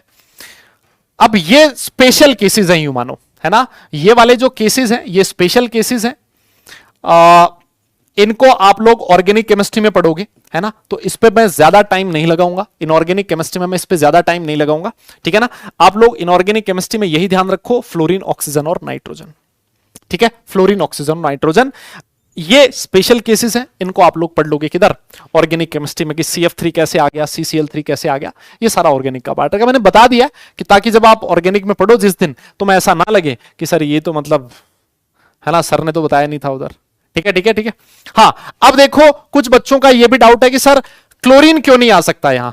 सर हमने तो पढ़ा है कि क्लोरीन और नाइट्रोजन इन दोनों की जो इलेक्ट्रॉन नेगेटिविटी होती है लगभग सेम होती है। यस, सेम होती है, तो फिर नाइट्रोजन आ गया तो क्लोरीन क्यों नहीं आ सकता, है ना। देखो बेटा इसलिए नहीं आ सकता कि ये जो एलिमेंट है इसकी इलेक्ट्रॉन नेगेटिविटी भी ज्यादा होनी चाहिए, और दूसरी बात इसकी जो साइज है वो भी छोटी होनी जरूरी है, ठीक है। इसकी जो साइज है वो भी क्या होनी चाहिए, छोटी होनी जरूरी है। आपका नाइट्रोजन और क्लोरीन इलेक्ट्रॉन नेगेटिविटी लगभग सेम है, लेकिन क्लोरीन का साइज बड़ा होने की वजह से उसमें जो चार्ज है वो डिस्पर्स हो रखा है, दैट्स वाई क्लोरीन यहां H बॉन्डिंग में पार्टिसिपेट नहीं कर सकता। क्लोरीन से अटैच हाइड्रोजन H बॉन्डिंग में पार्टिसिपेट नहीं कर सकता, ठीक है। तो ये चीज है, थोड़ी सी ध्यान रखनी है। और ये वाला जो एलिमेंट है वाई, ये भी हाईली इलेक्ट्रोनेगेटिव एलिमेंट होना चाहिए ना, ये भी हाईली इलेक्ट्रोनेगेटिव एलिमेंट होना चाहिए। फ्लोरीन हो सकता है, ऑक्सीजन हो सकता है, नाइट्रोजन हो सकता है, ये सारी चीजें हो सकती है, ठीक है। समझ में आ गई बात, बहुत बढ़िया। तो देखो यही आपके सामने लिखी हुई है, हाइड्रोजन बॉन्डिंग की कंडीशंस आपके सामने लिखी हुई है ना। कंडीशंस फॉर हाइड्रोजन बॉन्डिंग क्या लिखा है कि जो हाइड्रोजन है must be bonded to more electronegative element. ये तो हमने लिख दिया कि आपका जो हाइड्रोजन है बेटा वो किससे बॉन्डेड होना चाहिए, एक highly electronegative element, fluorine, oxygen या फिर नाइट्रोजन से बॉन्डेड होना चाहिए। पहली कंडीशन ये है। और दूसरा लिखा है size of the other element must be small and should contain a lone pair, है ना। जो दूसरा एलिमेंट है उसकी साइज भी छोटी होनी चाहिए और उसके पास क्या प्रेजेंट होना चाहिए, एक लोन पेयर भी प्रेजेंट होना जरूरी है, ठीक है ना, लोन पेयर भी प्रेजेंट होना जरूरी है। क्लियर, ये कंडीशंस हैं हाइड्रोजन बॉन्डिंग की, इस बात को आप ध्यान रखें। ये दो कंडीशन है, ठीक है ना। तो यहां पर भी आपका जो क्लोरीन है वो नहीं हो सकता, ठीक है। ये दो कंडीशन है, इसको ध्यान रखें। इसके अलावा बाकी जो एग्जांपल्स होंगे, ठीक है, इसको हम लोग अगली क्लास में करेंगे, ठीक है ना। हाइड्रोजन बॉन्डिंग का बेसिक इंट्रोडक्शन दिया है, हाइड्रोजन बॉन्डिंग के टाइप्स क्या होते हैं, है ना, इंट्रामोलिकुलर, इंटरमोलिकुलर, या फिर हाइड्रोजन बॉन्डिंग की वजह से प्रॉपर्टीज पे क्या इफेक्ट आता है, डिफरेंट डिफरेंट प्रॉपर्टीज पे क्या इफेक्ट आएगा, वो हम लोग लिखेंगे। इतना एक बार आप रिवाइज करके आना, है ना, जो आपको होमवर्क दिया है उसको एक बार आप होमवर्क खुद से सॉल्व करके आना, ठीक है। तो अगली क्लास में हम लोग हाइड्रोजन बॉन्ड और जो आपका वेंडरवॉल फोर्स है, इसके बाद एक और आएगा ना, जिसके बारे में आप लोग बोल रहे थे वेंडरवॉल वेंडरवॉल, वो जो वेंडरवॉल होगा उसको भी हम लोग नेक्स्ट क्लास में सॉल्व कर लेंगे, ठीक है। तो नेक्स्ट क्लास में ये वाला टॉपिक आपका मोटा मोटा खत्म हो जाएगा। तो आज देख लेते हैं होमवर्क क्या है। होमवर्क वो है भाई जो सबसे पहले क्लास में दिया है, ठीक है ना, जो क्लास में दिया है। और फिर उसके बाद रिवीजन करके आना है ना, ये आपका होमवर्क है, रिवीजन करके आना है। चलिए फिर, ठीक है, तो अगली क्लास में मिलते हैं फिर, नेक्स्ट क्लास में, ठीक है, टाटा बाय बाय।